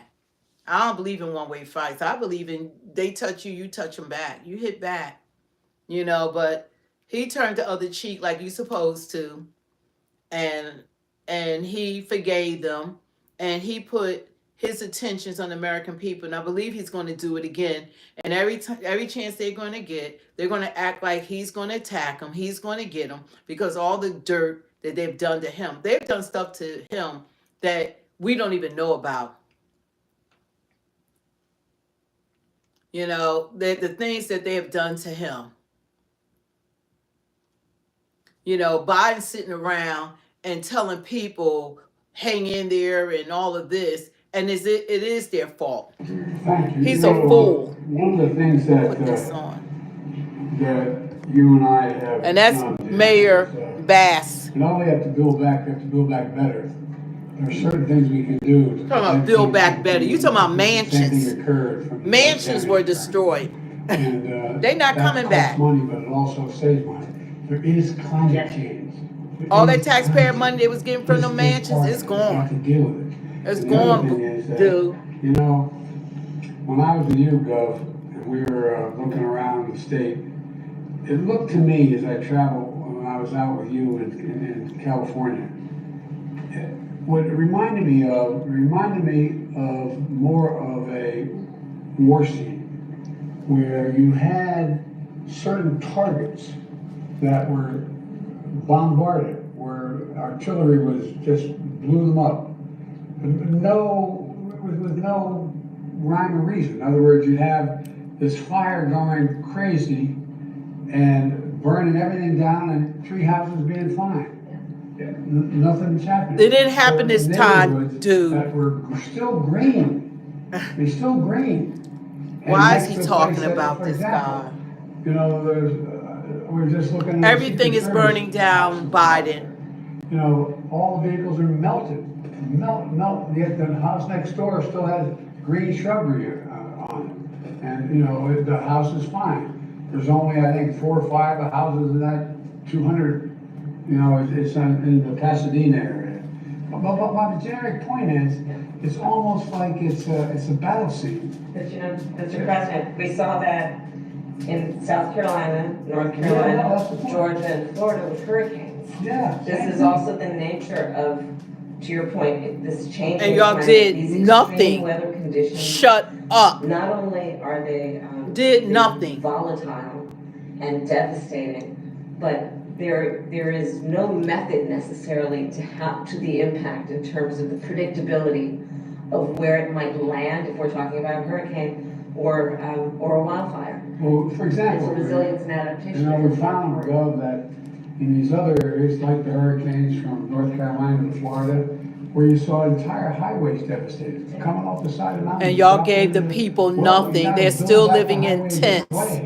So they should be ashamed of themselves. We're going to have to deal with this, and we can make it. I know any of your constituents who listen and say, my God, don't tell me about better, just tell me about getting back.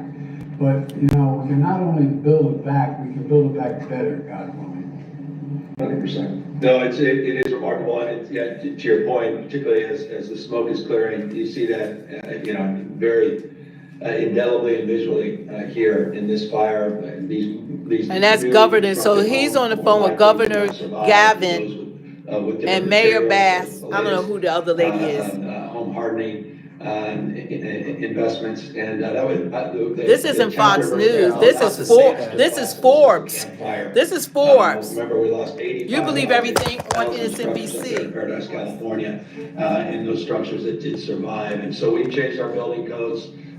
We began to adapt to this new reality, and I just say this to the deniers out there: you may not believe in science, but you have to believe your own eyes. Mother Nature's been said by others. It's just chemistry, biology, and physics. She bats last, she bats 1,000. There's been no rain. It's January in Southern California. It's the wettest time of year. None projected in the next many days. There's been a modest amount since last May here in Southern California. You need to have done your job. Wet's a lot wetter with these atmospheric. No water in the hydrants. It's your fault, Governor. This is an area that we need to focus right now, and that's the likelihood that we may see some intense rain and a lot of debris flow and issues around. Now he's hoping for rain. Often is more deadly than the fires themselves. That's what happened in North Carolina when we talked about the hurricane. You saw the entire rivers fill. Anyway, there's a lot we can do though. You're doing nothing. When we used to have a fire season, you remember that, Governor? No. Fire season. They're sitting around like they're sitting around like this is like a. Fire season used to be. Look at they sitting around like they had a coffee meeting or absolutely. people are dying and losing everything.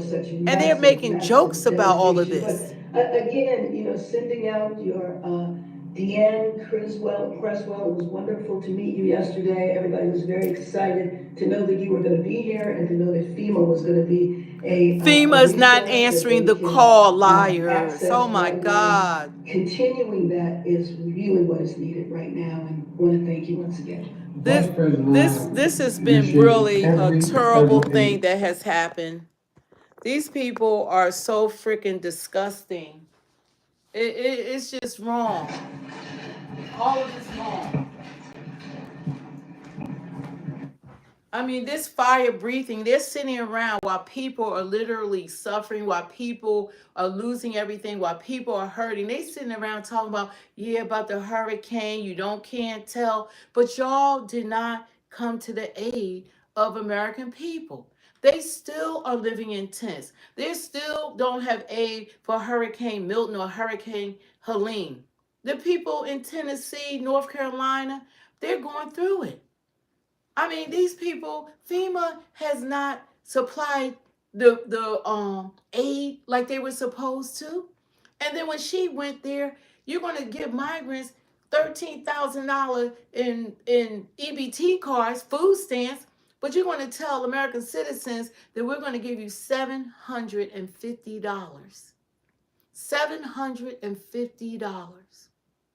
What can you do with that? You know that won't even take care of your food bill for the month for a family. $750. You don't have a house. You don't have a car. You don't have internet. You don't have a phone. You don't have clothes in your bag. You just can imagine having nothing. You're homeless now. And then they were denied, just like what's going on in California. People are calling and they said FEMA is denying all the applications. They didn't even say how much they're supposed to be getting.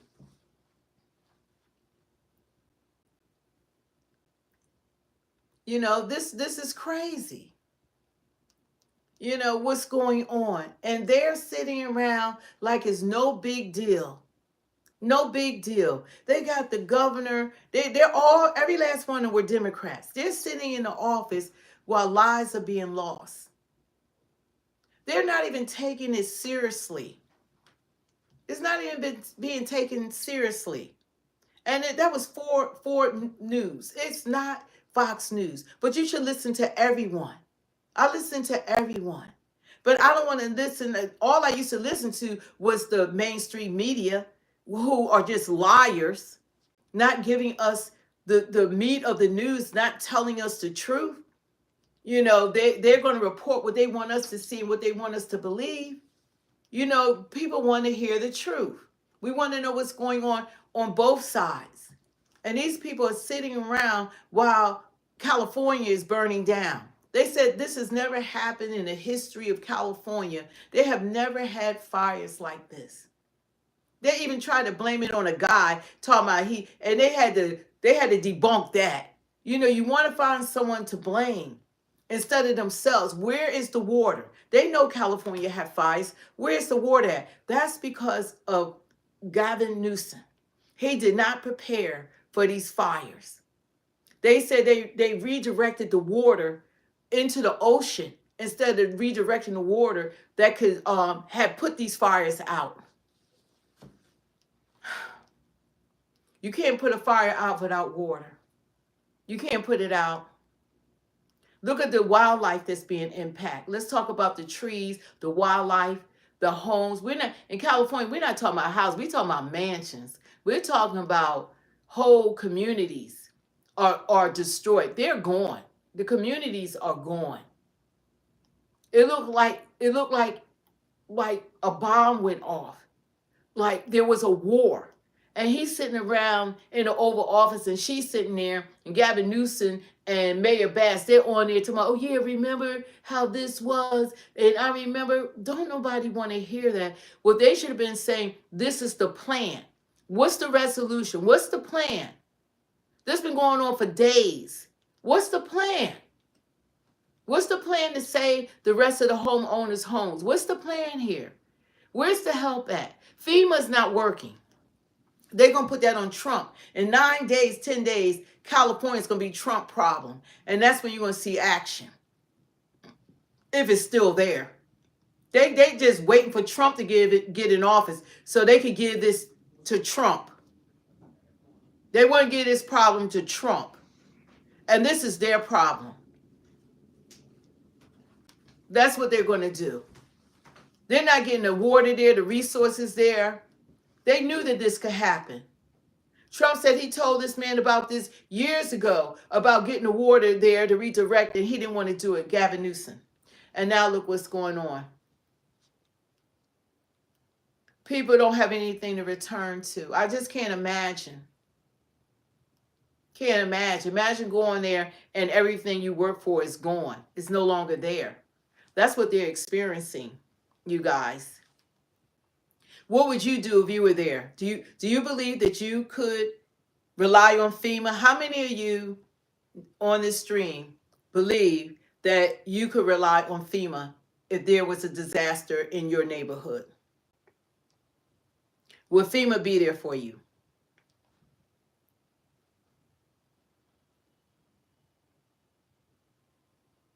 Will FEMA be there for you? Do you think FEMA will come to your rescue? Because FEMA's not coming to their rescue. Do you think FEMA's going to be there? What about Joe Biden? He's in his office. Do you think Joe Biden's going to come and help you out if you lost everything? What about Kamala Harris? You know, are they going to come to your aid? Because as far as I could see, if it was to happen to you, they're not going to be there. And this is because of past actions and current actions. They're not going to be there. And they're sitting back. You know, they could go in their warm beds and their warm houses, and they don't have a care in the world. They're allowing this to play out so they can turn it over to Trump. The whole place is going to be burned down in 9 more days. Wait 9 more days. It's going to be all burnt down. This has never happened before.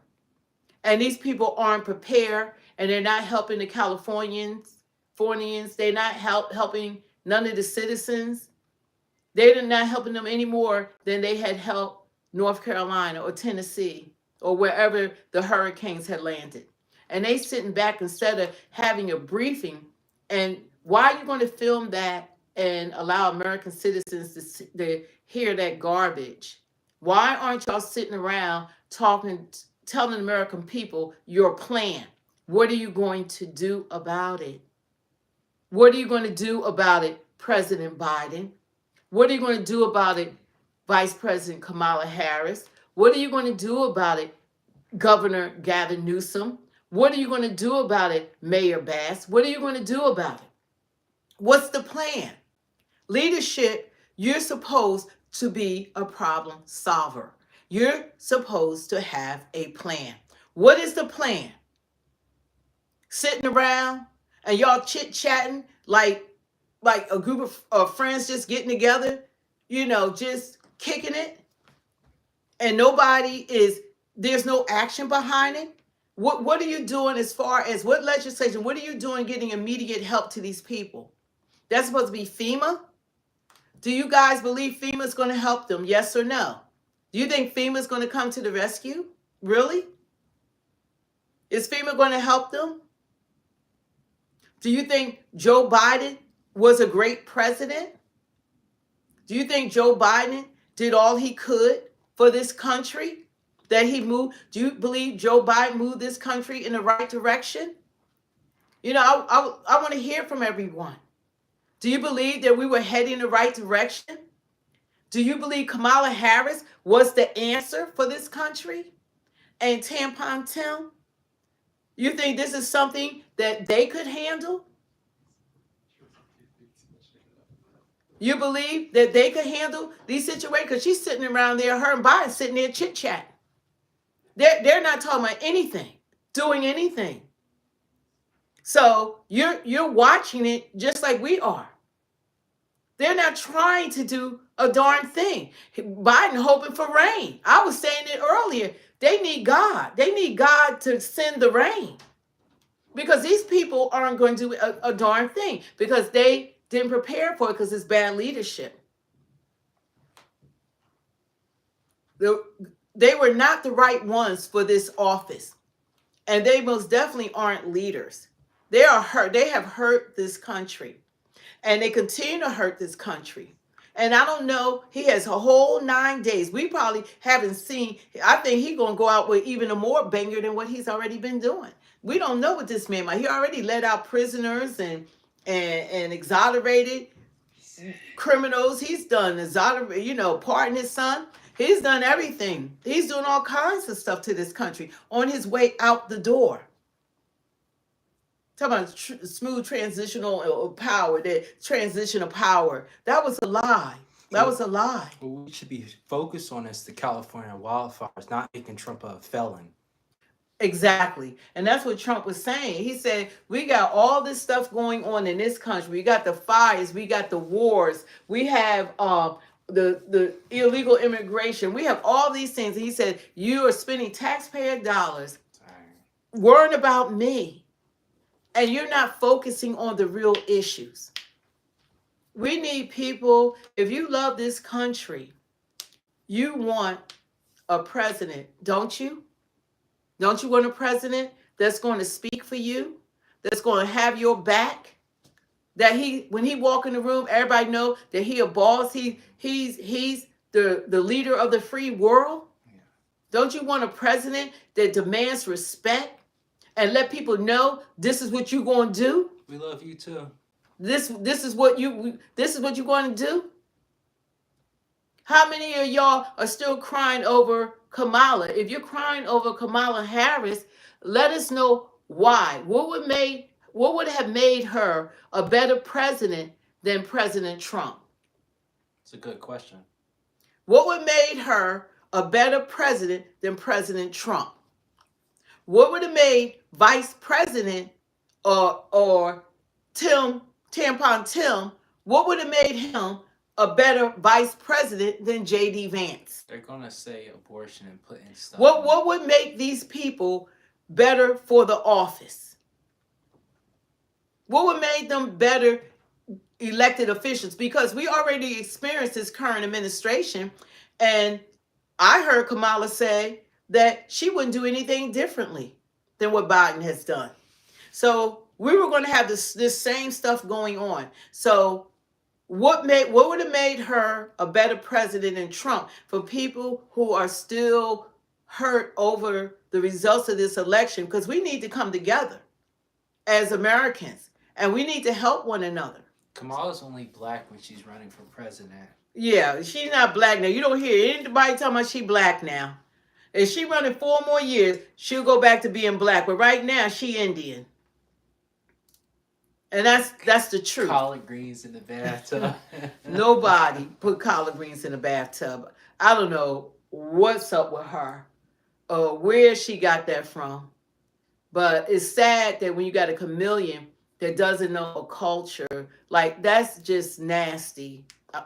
And nobody would eat her food if that's what she does. And maybe that's what they Indians do. I don't know. We don't do that as black people. And trying to impersonate or imitate a black person's voice. Yeah, or a preacher. or head, or preacher voice. You know, it just doesn't make any sense. You know, what would you like to have happen? If they were in charge right now, do you believe that the world leaders would fear them? Kamala and Tampon Tim. Do you think the world leaders would respect Kamala Harris? Do you think they would have respected her? Do you think Putin would have feared her? Do you think that President Xi from China would have feared her or cared about what she said? Do you think that Prime Minister Trudeau went to the White House to meet with her? That they would have all ran to the White House? Thank you, Leon. What? Leon said this is a beautiful black family. This beautiful black family is cooking right now, and it smells delicious. I'm hungry for more. You know, is he a oh yeah, we can make him a mod. Yeah, because we're going to make you a monitor because we really do need more monitors. Because like we've been coming on, y'all can check out videos. I need to be doing playlists because we did a video earlier so you guys can, you know, comment because we do want the comments. That's why I'm asking these questions. So even after it's over, that y'all put y'all comments in, that we will respond. When it's like the chat like this, I know you guys, we can't engage as much, you know. So I want to know, any Democrats in here, you know, that you want to stand 10 toes down. What was so great about this administration? Because Biden is still the sitting president. Thank you so much. I appreciate that. Biden is still the sitting president, and she's still the vice president. And can you imagine that I would be so angry if I lost everything, if I had access to a phone and I saw that video with them just chit-chatting like nothing's going on. And they talking about, yeah, when they had the hurricanes, yeah, the wind went this way. If they were sitting around talking like that when I'm screaming for help, I would really have a problem. And I would do all I could once I got on my feet to campaign, fight against them. I would do everything I possibly could do to make sure they never got elected again into office.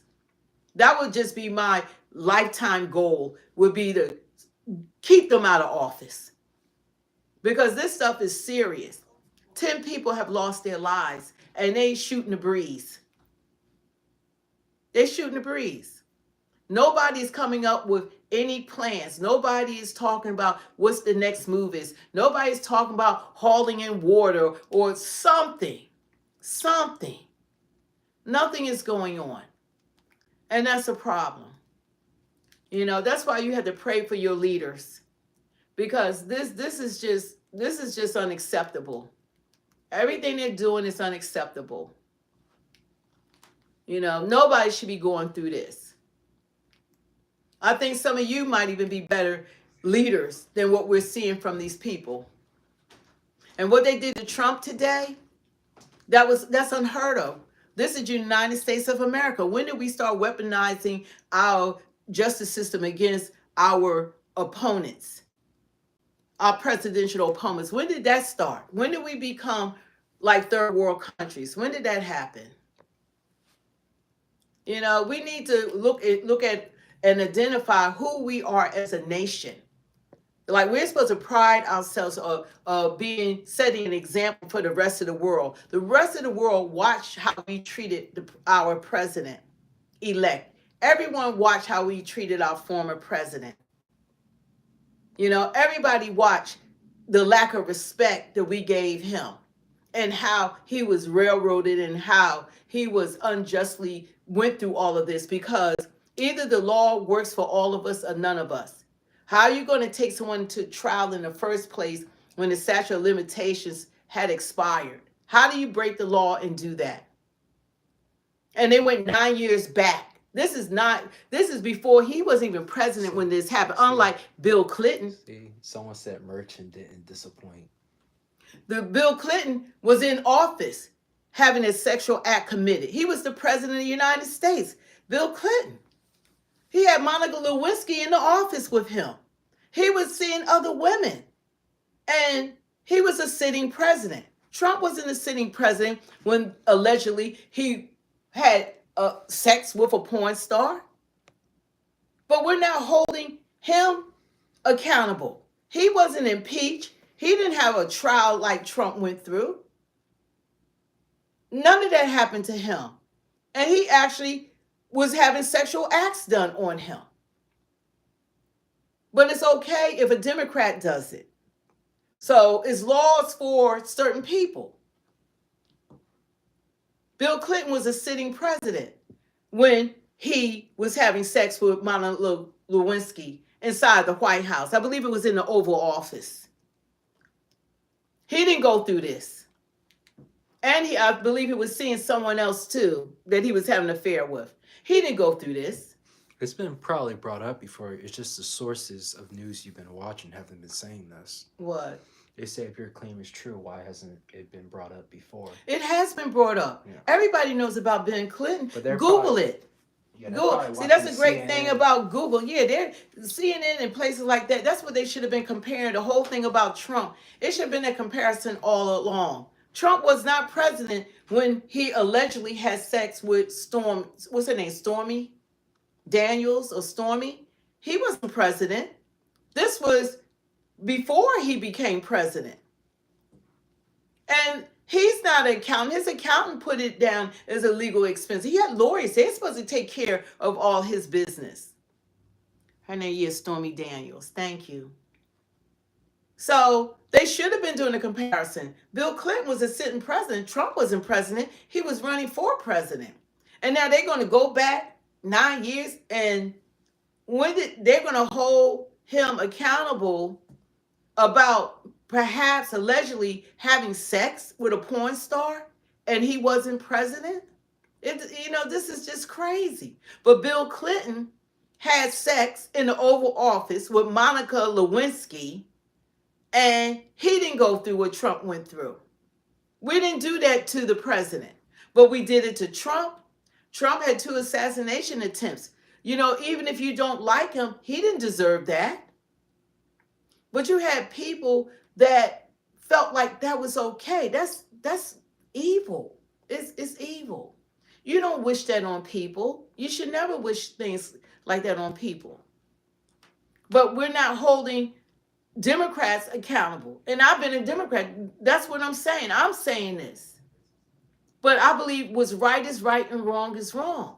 And that's it, because I serve God and God is about truth. I'm not about party. I'm about Jesus. And the truth is the truth. And look at what he went through.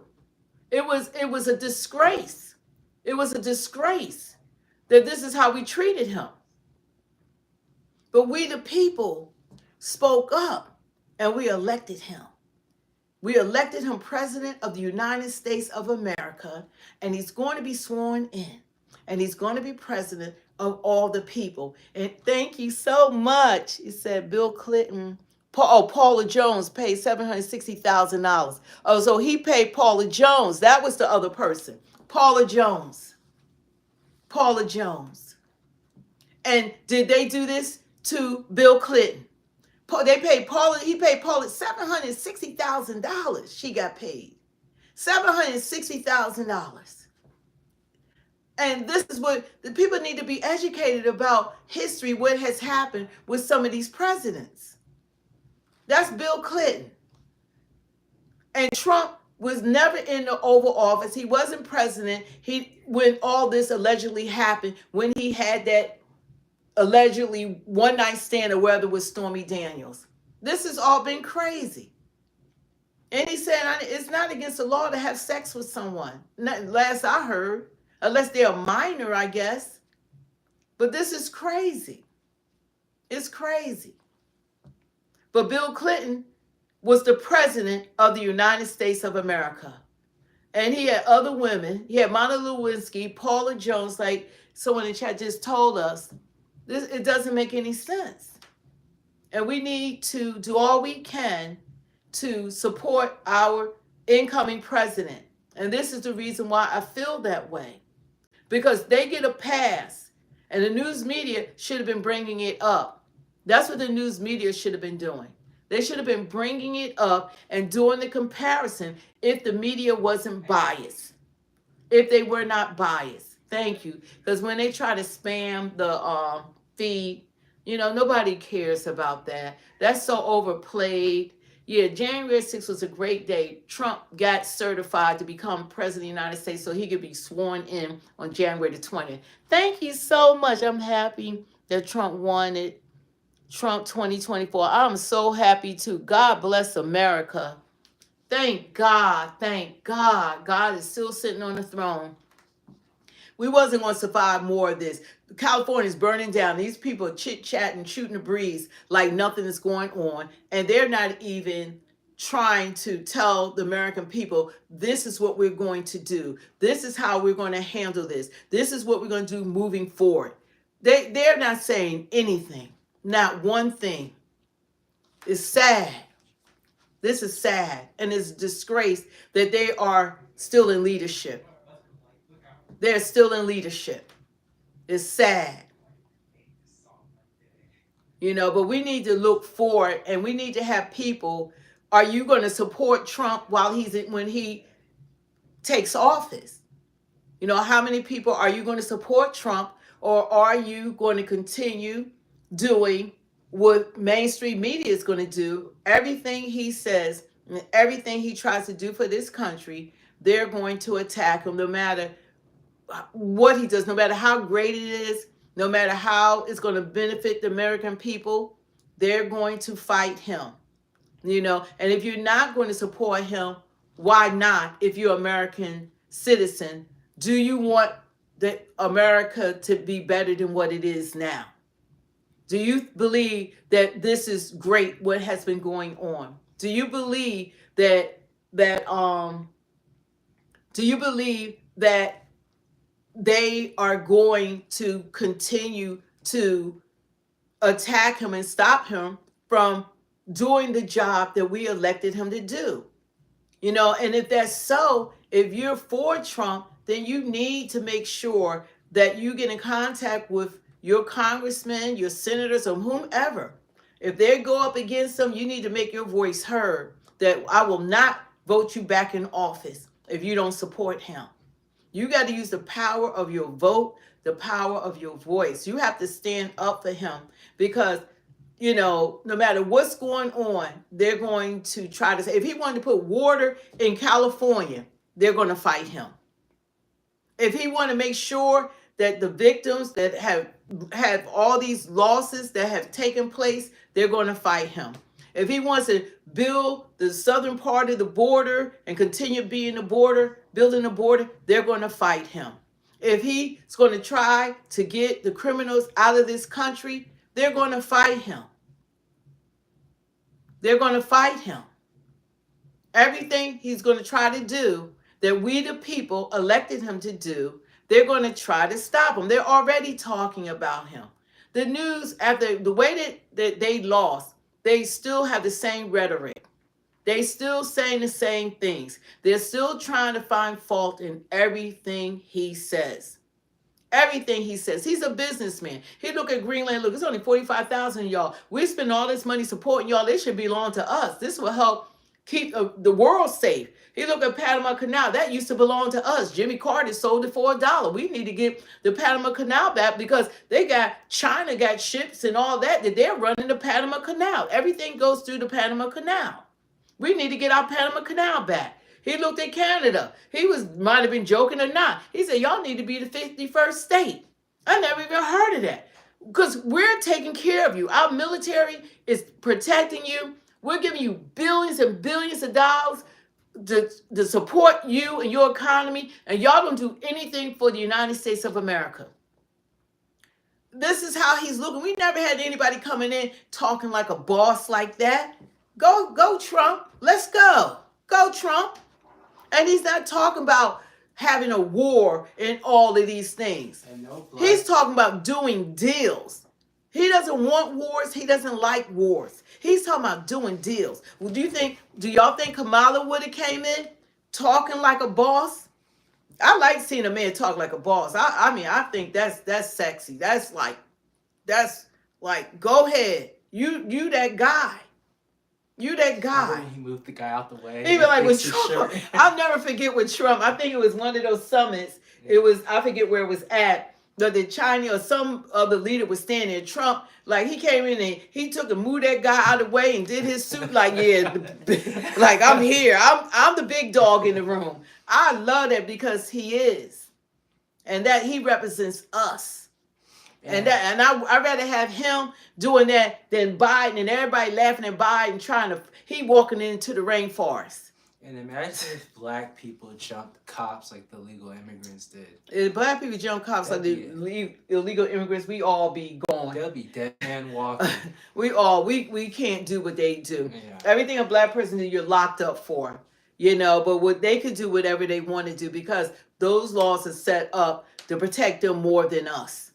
The things we've been fighting for is being done for them. They've come into the country and American citizens, white, Black, Asian, Latino, Native American, Indians are not having the same opportunities that they're receiving. And it's all off our back. And to bring is an injustice done to them. You can't import 12 million homeless people. That's what happened to us. 12 million homeless people, 2 million gotaways. And in that, 350,000 kids are missing. And some of them are murderers and rapists. And 15,000 of them are rapists, convicted rapists. 13,099 are convicted murderers. They don't even know the full count. So, and you got the Venezuelan gangs, you got the cartel. We're paying the cartel. I think they said billions of dollars. Yeah, it's crazy. We're paying the cartel. Complete nonsense. And they're funding all the drugs into the country, fentanyl and stuff. Look at this stuff that's going. This is insanity. And we're giving money to Afghanistan. Yeah. The Taliban. Yeah. Yeah, we're giving money to the Taliban. How crazy is this? Yeah.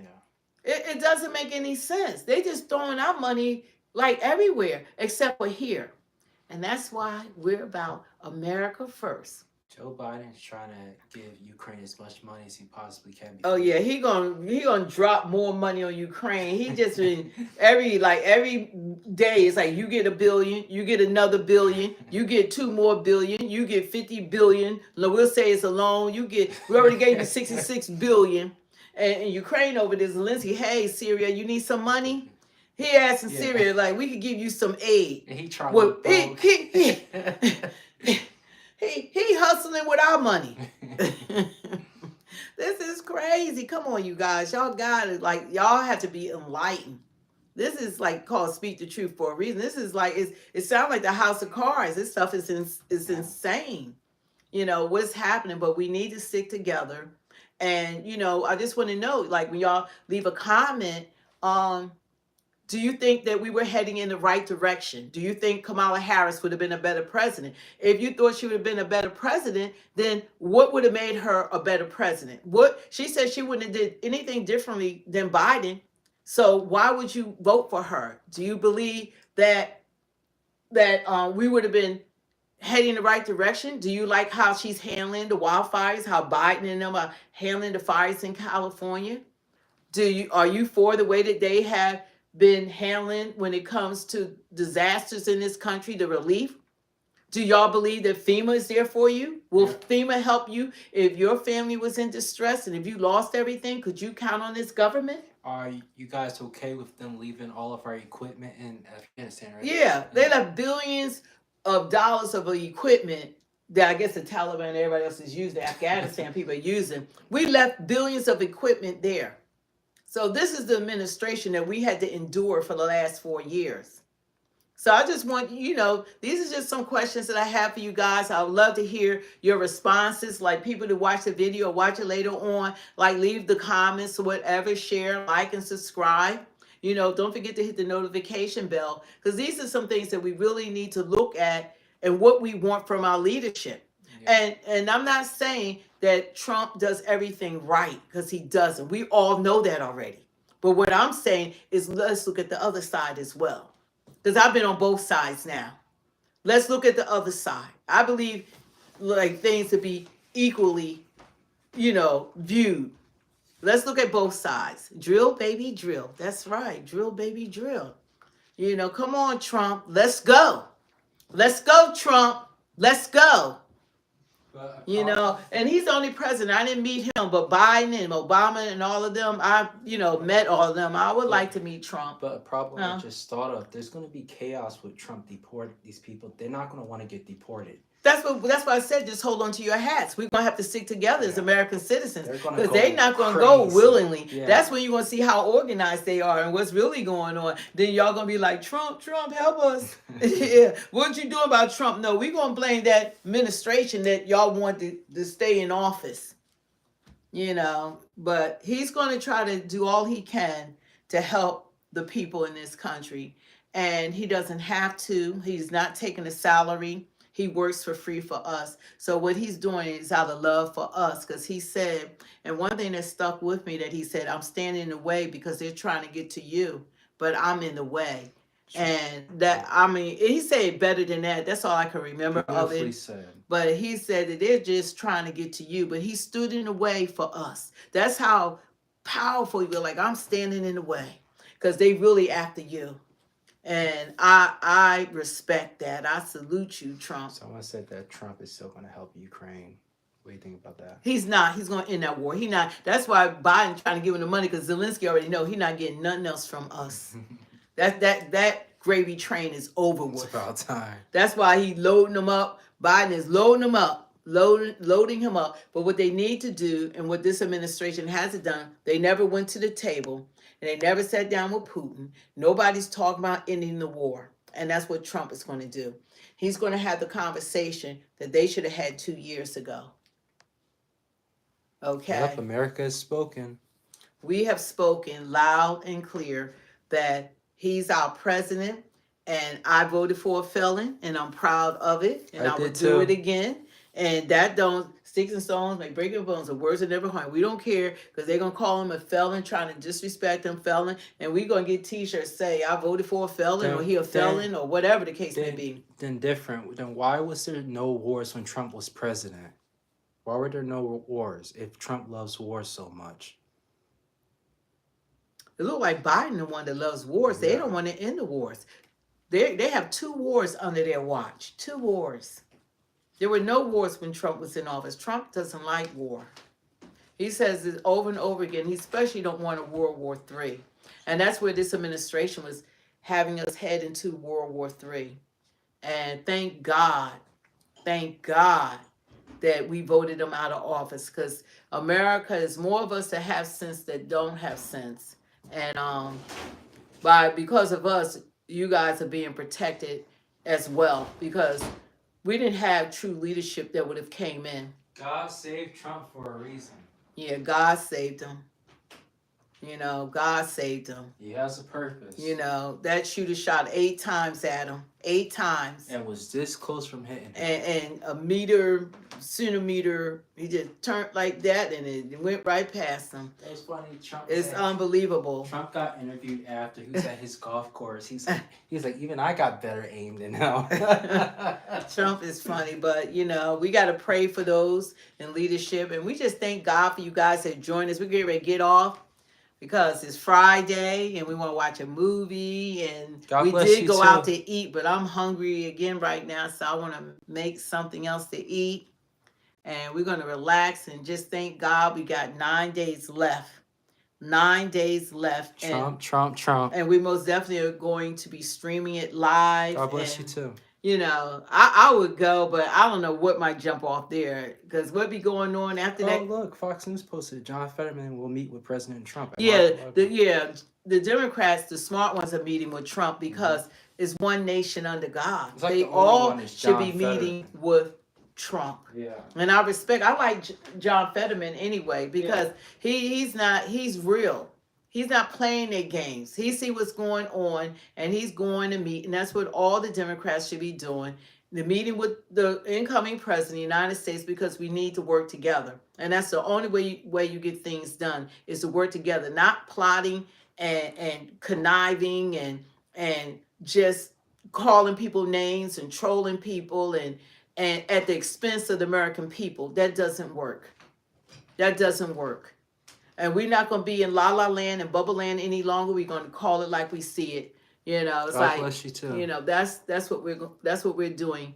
And it's not going to be, we're going to put God first in this country, and we're going to acknowledge God in this country. He said the Bible is coming back. Trump said, Sammy asked, what was the appeal with Trump for you? What was his appeal? The appeal with Trump is that he said, I'm putting America first. America first. Just like I feel like I will put my family first. I'm not going to feed somebody else's child while my child needs to eat first. Or my child needs a roof over his head first. Or my child needs shelter first. Or my children needs clothes first. I'm going to help the other people, but I have to be responsible for what God had given me. I'm responsible to take care of my children first. That's the same thing with America. You're supposed to feed America first. You're supposed to get shelter for American homeless first. You're supposed to take care of American soldiers first. You're supposed to make sure that Americans have great health care first. It's things that, like your children. You're supposed to, America, we're the children of America. You're supposed to take care of America first, just like you would take care of your family first. And that's not saying not taking care of others in need, but you're supposed to take care of yours first. And that's what this administration lacked to do. And that's why I respect Trump, because he wants to move us forward, and they were moving us backwards. And I believe what they did, opening up the border and not allowing people to be vetted to come in the country. People in America has always welcomed immigrants, but there's a process like all the other countries. And when they did what they did and made America unsafe and made America more into a third world country, I'm done with that. I had no idea. I would have never voted for them in the 2020 election. I would have never voted for them if I knew this was the plan. It wouldn't happen. And that's why this time I voted for Trump, and I support Trump. And I like that he speaks about God. I like that he believes in the Bible, putting God first, putting God back in the schools. I like that he wants what's best for this nation. And he doesn't have to work like this and go to trials like this. And I hope to God he can get some rest, because this has been a difficult journey. The man don't sleep. He doesn't get to rest or sleep. This has been nonstop. So I just pray in the name of Jesus, God keep him in good health. You know, that he said that he was wounded for our transgressions. He was bruised for our iniquities. The chastisement of his peace was upon him, and with his stripes we were healed. So I'm praying for a healing, anything that's going on in his body, for strength, that no weapon formed against him shall prosper, and every tongue that rises up in judgment thou shalt condemn. This is his heritage, because his righteousness is in him, said the Lord of hosts. So we just pray that God will cause our enemies to rise up against thee, to be spit before thy face. They should come out against thee one way and flee before thee seven. He's the head and not the tail. He's above only and not beneath. So we just plead the blood of Jesus from the crown of his head to the soles of his feet, that God will keep him and keep him strong, and that he will accomplish what God set out for him to accomplish, because God is the one that ordered his footsteps, and he's where he's supposed to be. And I'm thankful, because the direction would not be good for my children, because young people going to school and going to college, they can't even buy houses. Their interest rates are too high. Credit cards interest rates are too high. Gas is too high. Food is too high. You know, it was nothing good about this administration. Bidenomics is not working. It's not working. I don't care what it looks like on paper. In the real world, it's not working. It's working for millionaires. It's fine for them. But for everyday people, it's not working. So anyway, I just want to tell you guys, God bless you. I don't know what's going to jump off tomorrow, but I don't know we'll be on tomorrow, but I know we'll be on probably. If anything's going on, we'll come on tomorrow, but I'm not sure yet. If not, it'll probably be Sunday. You know, we go to church first and all of that. If something's going on, I'll come on Sunday or Monday. But thank you guys. Don't forget to hit the like, share, and subscribe, the notification bell, so you'll be notified. And I just pray all is well with you guys. Because it's bigger than Democrat and Republican. It's about standing together as one nation under God and supporting our president. He's our president. We the people have spoken. He is our president. And what happened to him today, I hope it never happens to another president ever again, because it was wrong. And we're better than that. This was wrong, the way they went after him. So anyway, you guys, thanks for joining us. And thank you for sharing. Thank you, the people that blessed us, you know, with donations to the channel. It helps so that we could get Restream and we can get some of the software. So it does help so we can bring you better content. So we do appreciate it. And those who have liked, shared, and subscribed, we thank you, because then YouTube, you know, it helps the algorithm and it helps get our channel out so more people can hear the truth, will speak the truth, with mistruth, you know, and we enjoy that you taking your time. We don't take it for granted. And like, just answer the question. Do you think Kamala Harris would have been a better president? Do you think that she would have been better for the country? Do you think Tampon Tim would have been a better vice president? Do you think that they had a better policy for us, whatever that policy was? And if she had a policy, can you let us know what was her policy? Do you think that Trump would be a president for all the people? You know, do you think that President Trump wants to put America first? Do you think Joe Biden is still going to be attacking Trump on his way out? He said it's going to be a smooth transition, but everything he's doing, do you think Joe Biden is sabotaging the Trump's presidency by throwing all this stuff that he's doing in his lap? He's putting bills and things in place to stop Trump from even accomplishing some of the things he wants to do. So those are things, you know, like, you can leave comments and we'll look at them, we'll answer them. But thank you, you guys, for yeah, we got 200 likes. How many likes do we have? Okay. Yeah, let's get it to 200 before I sign off. We just need, how many more? Like, one more, two more? Likes, we hit the 200. But yeah, we do appreciate it, because that it really helps us.